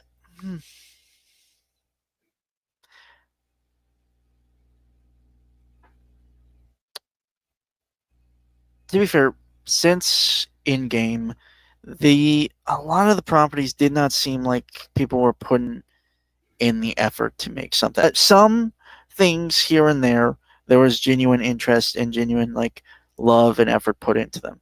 I think that was, you can feel that. Um, Yeah. Deadpool and Wolverine, Guardians 3, Multiverse of Madness, uh, No Way Home, etc. eh, I know you don't like the way they handle Spidey, but you can't deny they put in the effort there. mm, I don't feel it's earned, but okay. Well, but you, again, I'm aware of how much you hate the way they do Spider-Man in the MCU, but You're not gonna like convince me or change my mind. I'm just trying to point out to you that the way they've handled that character is separate from whether the individual movie was any good. Fair. There are good moments in the trilogy. I will admit that, but I don't think that negates the poor mishandling of basically everything of the Spider-Man mythos. Well, I mean, believe me, I've gotten 2 Doctor Strange movies, and neither one has had the Vishanti in it yet. So I get where you're coming from with the dear God, would they please write this character correctly? Right. But Anyway, back on topic. The weird thing is, there are elements in this movie that feel like they can work or have something interesting there, right? I think the actors are the ones carrying most of the movie because the writing doesn't do them any favors. I, mm, I can see where you're coming from, and I'm not going to disagree. But I do, again, I think there's something. There is fragments of a skeleton here that can work. They're just way too few and too far between. Yeah. Is the problem. Tom Holland Spidey was given a reference in Spider-Man Spider-Verse 2 as a strange mistake that they are to deal with for later. Yeah, I remember that.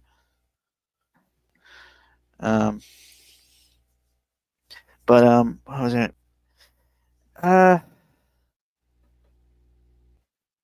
Also, I think the issue also was the runtime because I don't know if they cut it down or not, but like it's legitimately under 2 hours long. The movie. I think that's I think that's once again a sign of a lot of stuff being left on the cutting room floor. Yeah. Because originally, like I say, this was supposed to heavily tie in to Falcon and the Winter Soldier and She-Hulk. And then when Falcon and the Winter Soldier and She-Hulk got lambasted from here to hell and back, people went, "Oh shit, we can't actually reference Falcon and the Winter Soldier or She-Hulk because otherwise people will hate this."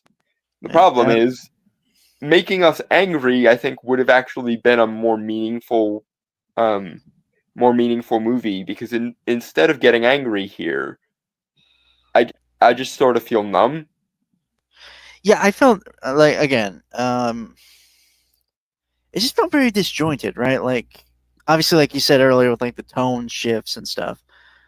Yeah, because sadly enough, I think this is a more appropriate Hulk sequel to the Ed Norton Hulk than it is as a Captain America movie. Right. Universal still being assholes about the whole thing. Yes, but yeah, in terms of like how the screen time is split up, it's like more a Hulk sequel than it is a Captain America sequel. Because I think we spend more time with Thunderbolt Ross and the Leader than we do with Sam. Yeah. John Arts, they had to remove some stuff and do retakes. Half the idea had been removed. It would have made it 3 hours, and they didn't want to do that, so it was a harsh cut and retake. I don't know if it would have been 3 hours. At the very least, maybe 2.5. But I get your point, Jonah. Yeah, they wanted this movie to be a lot of things, and half of those things they realized were a bad idea, so they had to basically just trim it down to its bare bones and hope that worked okay.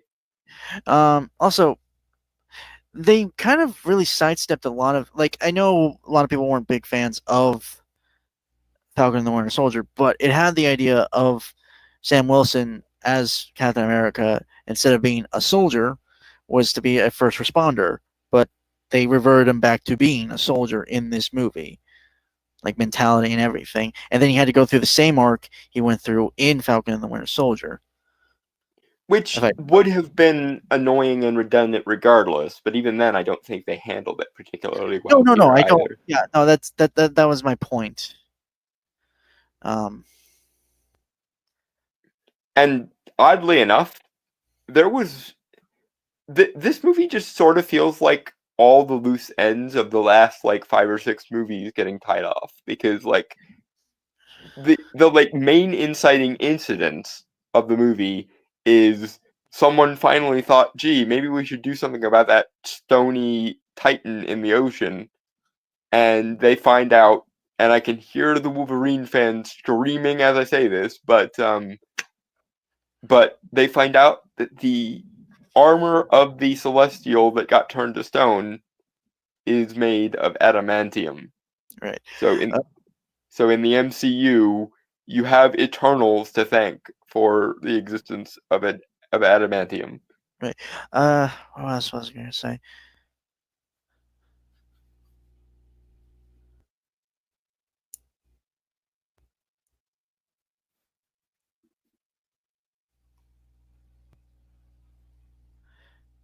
Yeah, again, and also just I don't know, the world building felt really strange as well, right? Like it didn't feel like a natural progression of anything. No, because this movie was trying to be like 4 or 5 different things, even in the stripped down form that we got, because it has to be at least a little bit of a sequel to the Eternals because it's a Celestial thing. It has to be at Also, least. I also want to point this. Sorry. It's just like a couple. Sorry, go ahead. Well, okay. Please finish your thing. I was gonna make a list of like some of the things I actually liked about this movie.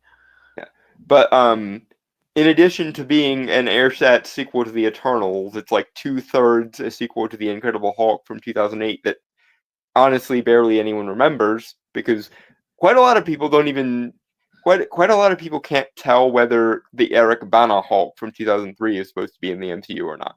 But that's neither here nor there. And it also has to basically redo everything that Falcon and the Winter Soldier did, now with all the edges chopped off because they realized how unpalatable Falcon and the Winter Soldier was. Okay, so I hate how I know the power scale for that alloy. Actually, I have respect for that because I have no idea. Yeah, and by the way, they don't really try to put a power scaling even on adamantium in this movie. Honestly, it's not even you don't even see it or see it get used, because obviously there's anyway. I don't know. It's weird. But I was gonna say, like, there were a couple things I did like about this movie. Actually, specifically characters. Genuinely, Joaquin Torres, Falcon, who was a character in the comics, so that's actually cool. He was the guy to take on the mantle of Falcon later on, after Sam. He was cool. The actor actually was pretty good. I liked him. And hold on, I'm gonna look up the actor real quick because he deserves some credit.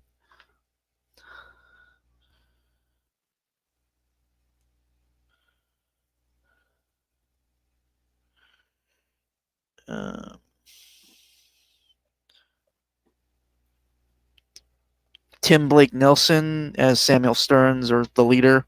He was actually really good. Although his design was like no. It was crap. I'm not going to deny that. His design was that. It reminded me of the one doctor dude in Green Lantern who got the parallax infection. He actually is a character in the comics, but the design for him actually is more similar to legit MODOK. Like big head, tiny body. Right, I know. I don't know what you know about comics and what you don't, man. But yeah, the design wise, it reminded me a lot of the parallax infected doctor from the Ryan Reynolds Green Lantern, and that's not a good thing. No, Folks. yeah. His acting though was fantastic. Yeah, that is the one sort of saving grace of this movie for me, is at least the actors were trying.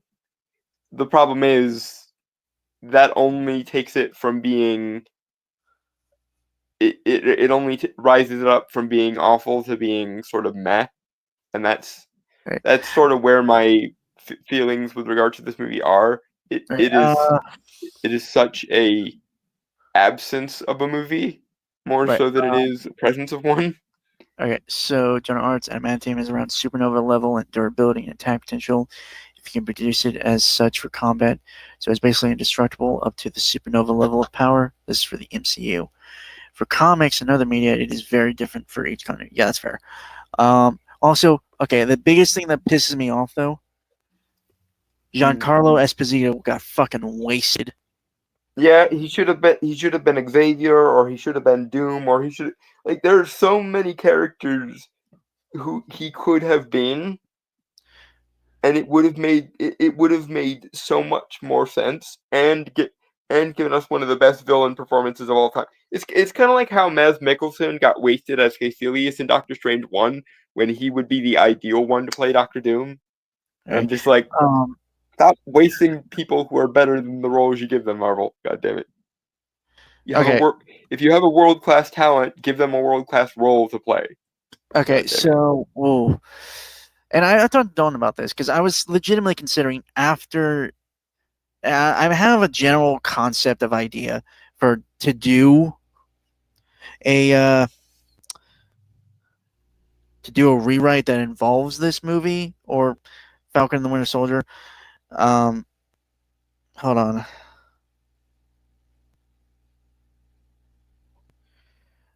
To be fair, my initial idea to do a rewrite of basically it honestly would have just been a build up to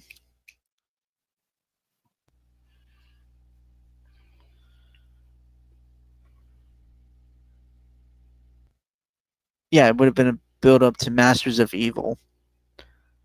You know? Mm-hmm. And that would have honestly just been like one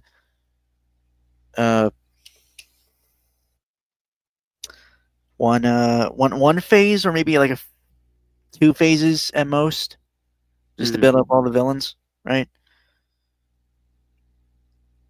Yep. But okay, if we're just if I were to just do like the Falcon and Winter Soldier series with this movie, right? Mm-hmm. Have it center around Isaiah Bradley. Specifically, I mean, okay, what I mean by that, right? Because I feel, for the record, I'm doing this because I feel like we don't really have much else to say about the movie. No. Yeah. Okay, so Falcon Winter Soldier series would have been revolved around people trying to get Isaiah Bradley, probably to use him again to make a super soldier serum, like his blood experiment on all that shit. Mm-hmm. And I've had general ideas about this before. Like I think I talked about this when we first reviewed. Well, we didn't really review Falcon and the Winter Soldier when it came out.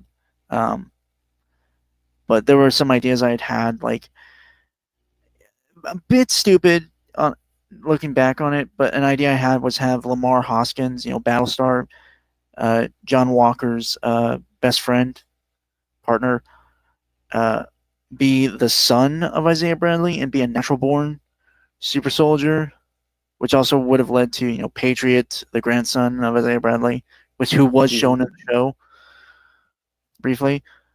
And just again, it just I don't know. There and like if you, because I know it was stupid with the whole, I hate to say it, the whole idea of a black man can't be Captain America. But if you actually want to talk about something like that, about how institutions and stuff like that, and like that kind of idea, then because I would say the major issue is they didn't go fully into it, right? If you're going to do that, I say bite the bullet, full send it. Which, obviously, mind you, a lot of people will hate that because no, I know, but obviously, but it at least would have resulted in the audience feeling something, whereas here, it just, the movie exists for however long it is, and then it stops existing, and you don't really like, nothing of value was lost in the time that you that you were watching this movie. Honestly, would have just done the Serpent Society, because I know they had that planned originally for Civil War. Yeah, I don't know why they decided this needed to be a sequel to The Incredible Hulk of all things. Yeah, like honestly, if you're gonna have just have him get one of Captain America's rogues that Steve in the MCU hadn't faced. Which, again, you had plans to do Serpent Society originally for Steve Rogers. Have Sam go up against them. And this is just me throwing this in here. Have Bucky and Sam together do like a buddy cop thing, because again, I like the idea that they know that neither of them can fill Steve's shoes alone, so they have to work together. Okay, but also, I'm sorry. Just remember this: Bucky Barnes, U.S. Congressman. Oh, right, that plot thread that went absolutely nowhere. No, it didn't go nowhere. Okay, because I think it was being set up, because he had a cameo in this movie more so than right. But I highly doubt they're ever going to pay that off anywhere. Well, okay, the issue I had with it when I watched it was how,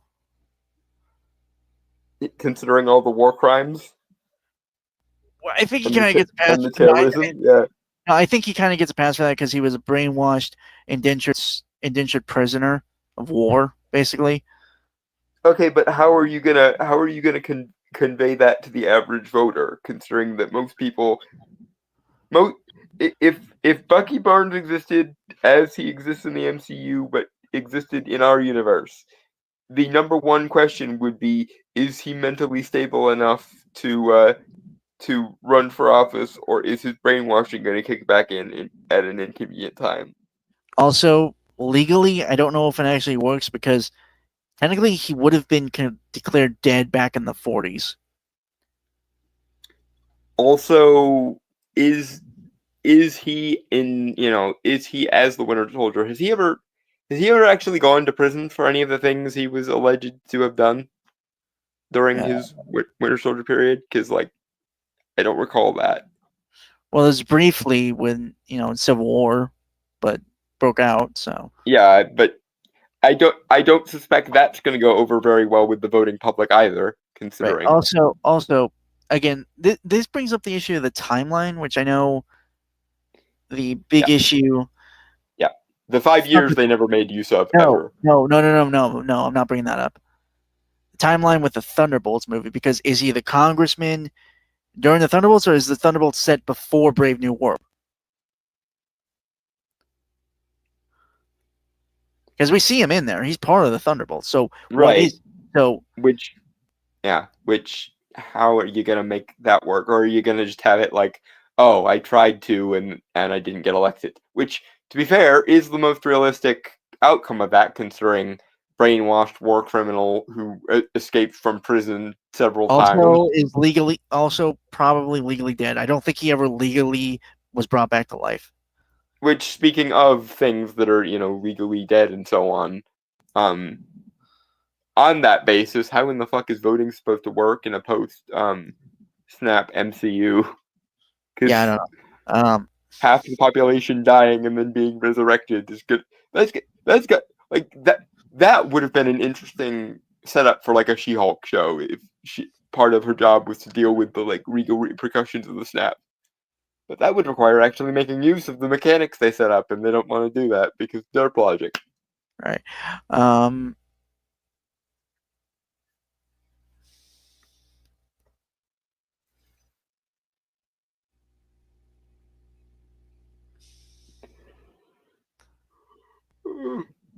Yeah, I can't think of anything else regarding this. So, shall we move on to the last thing then?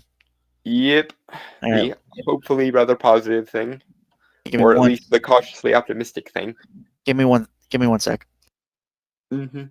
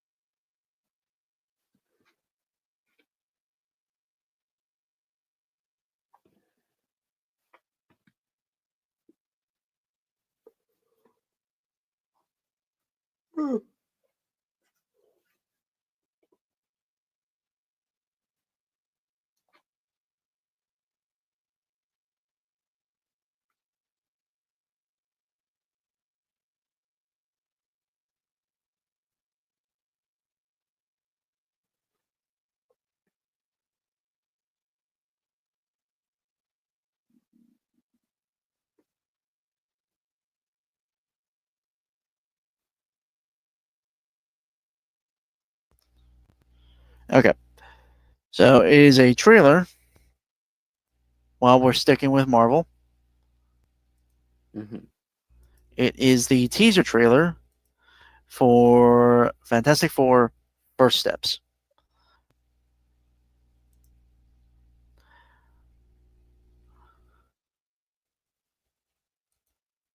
Um,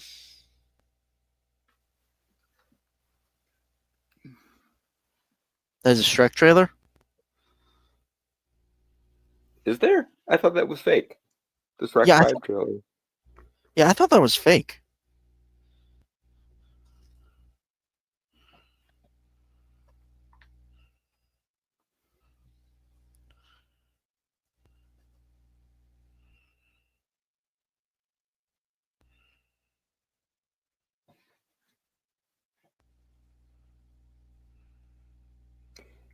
Next week. Holy shit. Okay. Ne- Oh, wow. Next week. Yep. All right. But yeah, we're gonna look at this. So I'm gonna. Okay. So full honesty, obviously, given my age, I'm 25, right? I grew up with the Tim Story. Yes. Yeah, Tim Story movies, and I've looked into the Fantastic Four after that. I also remember watching briefly the World's Greatest Heroes cartoon. Fantastic, by the way. Shut Mm. up. That was unintentional. I did not mean to say that.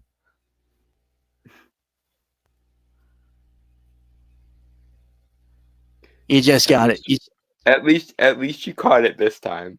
He's learning slowly but surely, folks. But he's learning. Shut up. Um, I also, I've watched like a lot of video essays on them.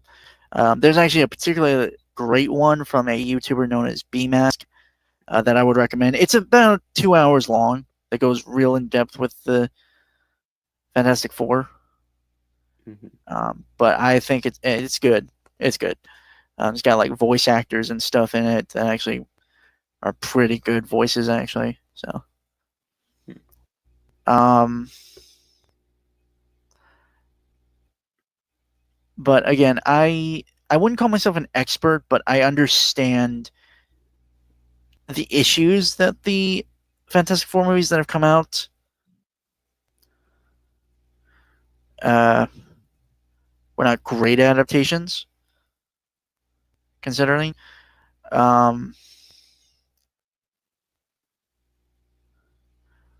But I am willing to keep an open mind because I've watched this trailer, and we'll get into it as we go on. Yeah, I'm cautiously optimistic, I guess is the best way of putting it.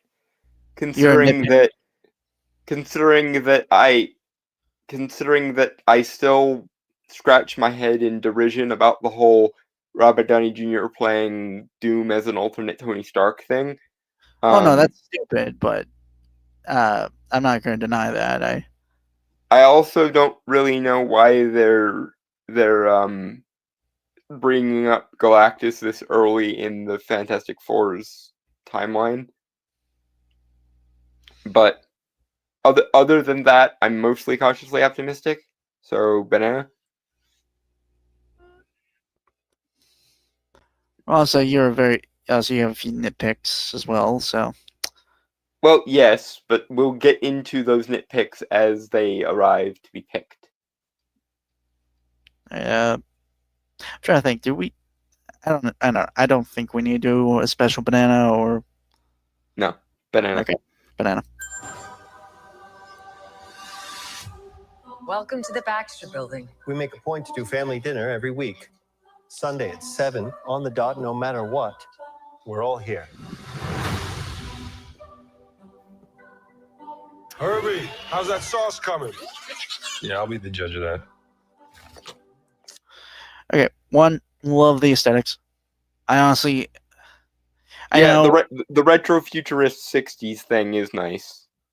Honestly, it's just nice to see something with fucking style. Yeah, like last time that happened was with Multiverse of Madness. So Well, okay, specifically superhero movies because I've watched a lot of movies that do have style with them. So right, but in terms of making this movie stand out as compared to something like Captain America 4 or the Thunderbolts, which both look extremely generic. needs more retro. That while we're talking about nitpicks though, I don't know. As a design for the Thing, I would prefer if he wasn't wearing a shirt. Like if he was in the Speedo design that he usually is in the comics, I prefer that. You mean not speedo? That's weird. No. Yeah, but point being, Oh, okay, can I hold on? Sorry, I did want to point this out because I actually learned about it myself. This actually could be a reference to the very early issues where he wore a full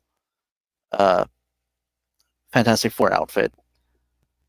True. It just doesn't look as it just doesn't look as nice as it otherwise could have, I think. Well, he looks a lot. Well, to be fair, I like the design because it actually looks a lot like the Kirby, like Jack Kirby's art design. So yeah, with like the brown Let's hope stuff. They're not gonna unkirby this one like they unkirbied the Eternals. Why would you put that out? Why would you put that out there in the universe, man? Because I get annoyed at these things, and it seems like I'm the only one who does get annoyed at them. So no, you put it out there, it's gonna no. If you put it out there, it's gonna happen. We both know this. That's how it works. Well, knock on wood then, but still, just lean in, not out. Marvel, lean in, not out, is what I'm saying. Also the voice. Hold on, because I believe I know the actor. I've seen him. He actually was funny enough. So I know a lot of people know him as a cousin Richie from The Bear, but he was Micro in the Netflix Punisher series as well. Hold on. But I think his voice actually works really well for Ben. Yeah, the voice is fine. Hold on.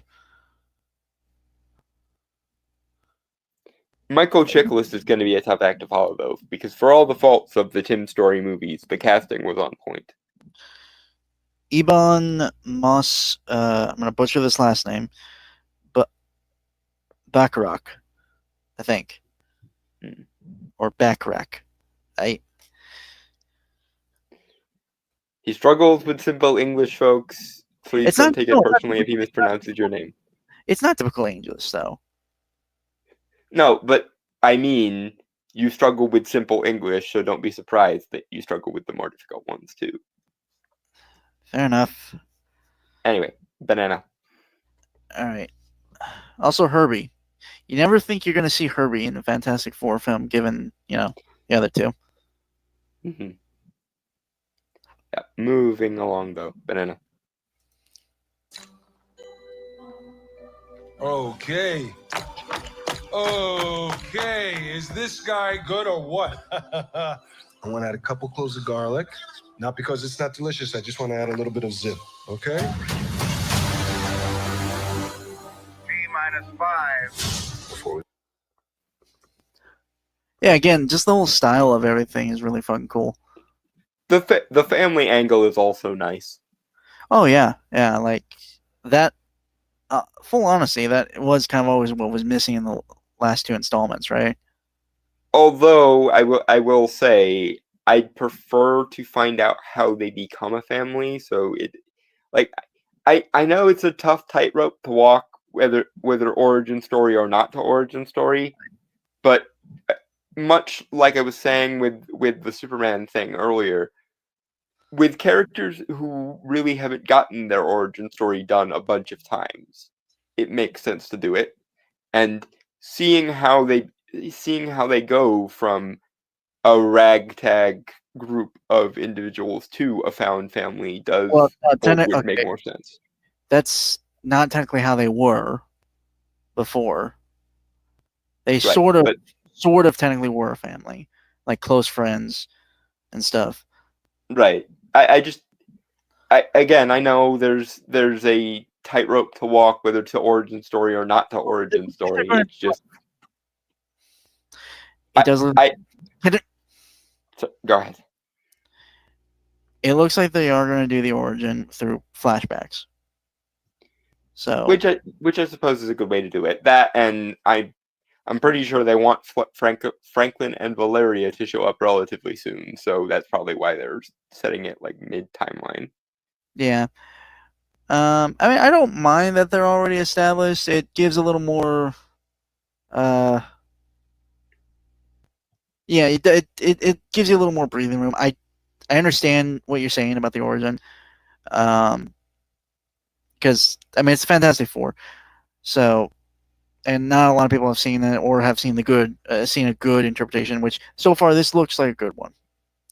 Yeah, the only specter hanging over it is Doom ? Anyway, Banana. Yeah, give me 1 sec.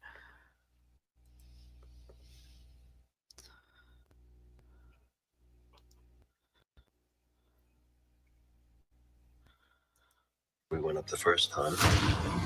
You couldn't turn invisible. Ben wasn't a rock. The best pilot in the world right here. Yeah. Best looking, he means. And Johnny never caught fire. Ben has always been a rock. Johnny. Yeah, no, everyone seems good, like for the characters they're playing. So that's And good. again, the emphasis on the family angle is a good idea for them. So good. It does look like they're getting Reed actually pretty well.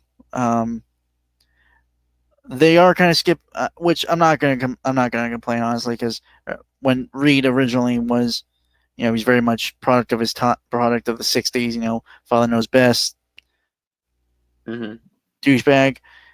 Now they're kind of tapping more into like he is the guy. Yes, he's incredibly smart and will make the mistakes because he is too smart sometimes. Thinks about the big scale and not the. Yeah, the thing with Reed Richards, and this has pretty much always been a thing in the comics, is that to use a D&D metaphor, his int and dexterity are set at 100, his wisdom and charisma are in negative integers. I think that again, the issue of after becoming the Fantastic Four.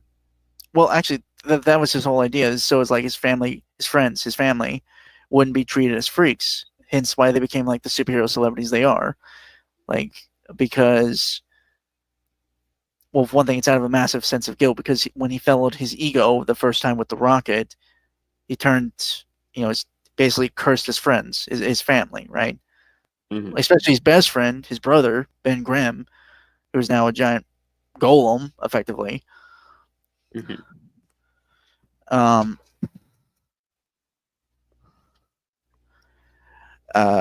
And like irreparably changed his best friend's life, and again, it's just that massive weight of guilt, and he's been doing everything possible to make up I for think it. that is what we're supposed to take from this trailer so far, is that that's the conversation that he and Sue appear to be having. Yeah, because like in the end, as many mistakes as Reed Richards does, and like we're talking prime good guy Reed Richards here, right? Not like the maker or anything. Right. He, as many mistakes as he will make, in the end, he will find the solution and save the day. Best way I could say it, right? Yeah. Hence why he is the leader of the Fantastic Four, because his family trusts him to make the right call in the end. Granted, there's quite a lot of rambling to go to get there, but, as stated, lots of intelligence, zero common sense. Actually, negative integers of common sense. Well, I mean, this is something I've applied to Tony, specifically like MCU, or, well, actually, it also could be the comics one, but world's smartest idiot could also work for Reed, I think.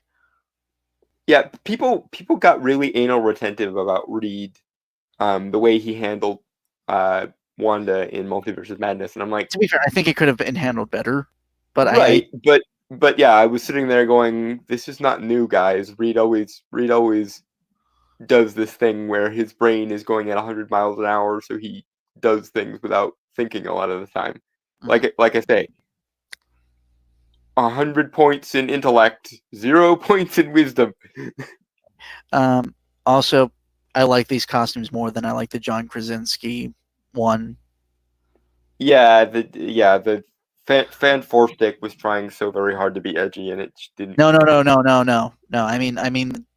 Oh, you mean the one that Reed had in Multiverse of Madness? Yeah. I would have liked to have seen a return to those designs, but then again, I also would have liked to have seen. Would have also liked to have seen John Krasinski stay on as Reed, but Look, man, that suit was so stupid. It was overly designed.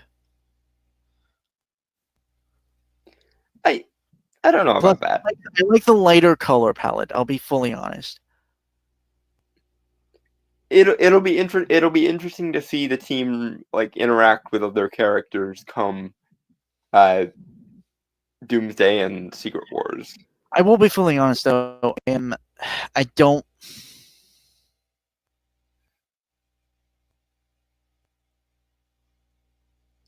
Reed has 30 intelligence and Dex, 1 in wisdom. I think you're being very generous with that 1 point, sir. Yeah. If I were making Reed's character sheet, his wisdom would be in the negative integers. All right, but again, I understand because they've set up the things as they are, but to me, would have made the most sense, right?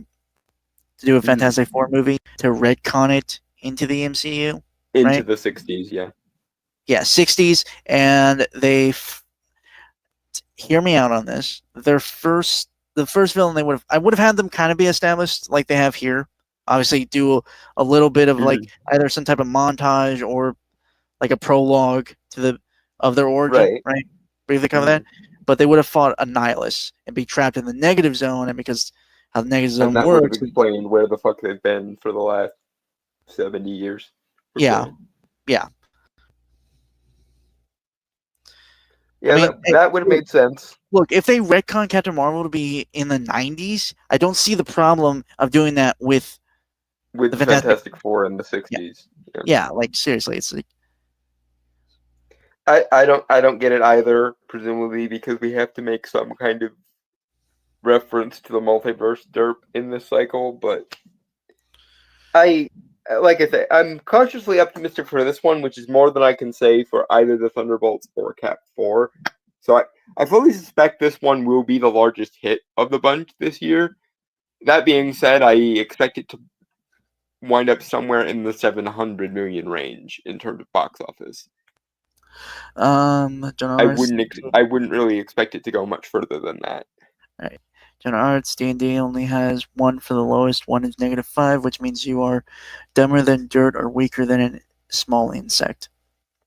Yeah, and Reed has the wisdom of a clump of unanimated clay a lot of the time. He has he has maxed out intelligence and dexterity, utterly shit charisma or wisdom. I am curious how they're going because it isn't shown in the teaser here, but I am curious how they're gonna do Reed's stretching powers. I assume the reason it's not being shown is because they haven't finished the effect yet. Well, for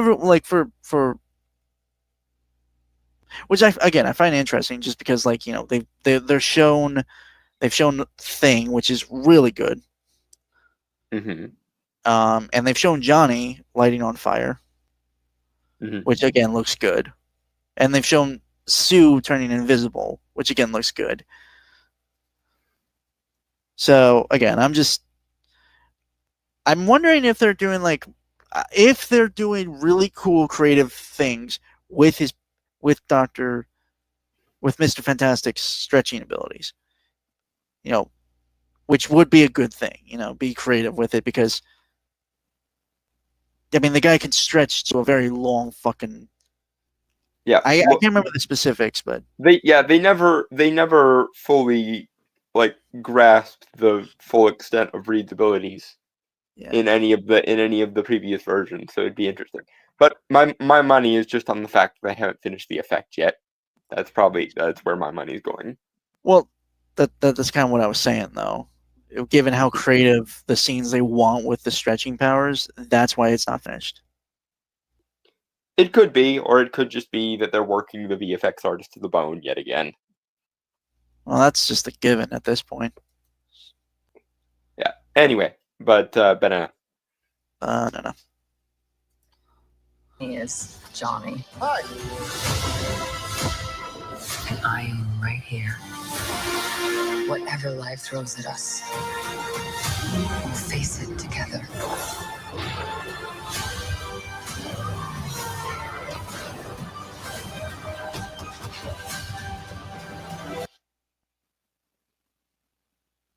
Fantastic car looks cool. Again, honestly, it sucks that we don't have that flair of style anymore in a lot of the things we have these days. Yeah. Like I say, the last actually stylized MCU movie we got, except for maybe Deadpool and Wolverine, because a lot of the meta stuff does count as a form of stylization. The last fully stylized MCU movie we got was Multiverse of Madness. So I'd like to see them lean into the Kirby this time instead of leaning away from it like Eternals did. It certainly seems like they are. Yeah, at the very least, this is a start, knowing full well that the effects and stuff aren't done yet. I'm curious what the second trailer will be, because also I want to. Sorry, go ahead. I want to propose, because we saw John Malkovich, right? Yeah. I want to propose the idea that he is the Red Ghost, which is a rogue of Fantastic Four, who is a guy who was like a Russian cosmonaut who tried to recreate the Fantastic Four's Experiment with monkeys. Ah, And basically, him and his monkeys got bombarded with cosmic rays and got powers too. neat. It's certainly possible. I don't know if they're going to be that smart with it or not, but it's certainly a Well, possibility. I'm just saying, like his design, which he has a bald head and hair, it looked very similar to the Red Ghost. Is all I'm saying. And if they Yeah. don't do that, then that's a missed opportunity in my part. Yes, it will be. But the question is, are they smart enough to pick up on the opportunities they would otherwise be missing, or are they going to try to phone it in again? Please Okay. don't try to phone it in again, Marvel. I want you to do well, and that requires that you actually give a shit. John Arts, fun fact: MCU has the worst time management and planning for CGI works. So they are crunching hundreds of CGI artists. This movie is no different, sadly. Yeah, probably. Suits may have been made 67% of the way into the development of the movies. Yeah, it's not a good way to make things go. But in any case, banana. I will say, we did try listening to the theme of Fantastic Four First Steps before. I will say it's kind of better here, I think, because I think it was in the latter part of the theme. Mm-hmm. Mm-hmm. But I get this sense of wonder, awe, and adventure. Right? And yeah, hopefully they capture at least some of that in the movie. Hopefully. Always the pessimist. I'm sorry. They've done Doom. They've done Doom is actually a mutant or something twice now, and now we're getting him as an alternate universe Tony Stark. So I'm I am bracing myself for the inevitable disappointment because we've tried this 3 times with the Fantastic Four already, and they still haven't managed it. So I am cautiously optimistic, but the emphasis is definitely on the caution. All right. Okay, banana. Banana.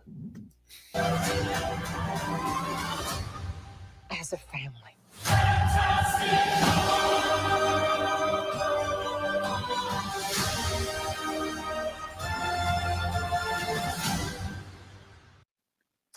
Yeah, I'm planning on seeing this with like a double feature with Superman at a drive-through when I have the chance in July.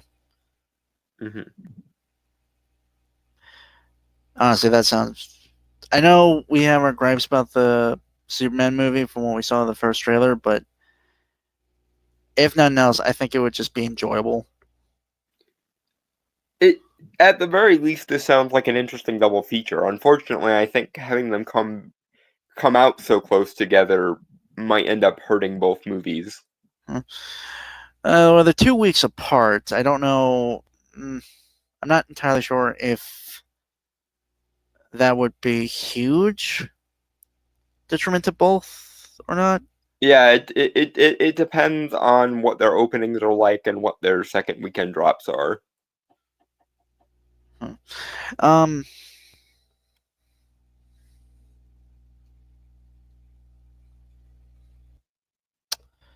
Yeah, I would say that out of all the Marvel movies I've seen, like in terms of trailers, in the last like year or so, this seems like the one I am most excited to see. Yeah, it really does feel like the best one of the bunch. Which isn't saying much because there aren't really a lot coming out. Yeah, Thunderbolts, I fully expect to perform exactly like Captain America 4 is performing, except without the larger opening weekend, because Honestly, the entire Thunderbolts roster is B-list characters that most people probably wouldn't even remember from other shit. Yeah. Well, I mean, John Walker, honestly, and Yelena, I think, stood out in terms of MCU. Right, but how many people A, watch Falcon and the Winter Soldier, and B, have positive regards towards it? And the same thing is true of Black Widow. How many people watched it and have positive regard for it? Anyway, weirdly enough, again, It wouldn't surprise. Sorry. Oh, right. there's also the Thunderbolts trailer, which we'll react to next week or maybe the week after, depending if we do something. For because again, I totally forgot about the 6-year anniversary. I was gonna remind you, but I assumed that you knew and you just didn't want to do anything to mark it. Nah, Don, you know me. If I'm gonna say something, I'm gonna say something. If I don't want to do something, Okay, I just fair enough. legitimately forgot. I will endeavor to remind you in the future. In any case, we should probably do outros and whatnot. Yeah. So with that, folks, I want to say goodbye, adios, aloha, auf Wiedersehen, sayonara, peace, cheers, and Shalom and fuck off. Please be good, Fantastic Four.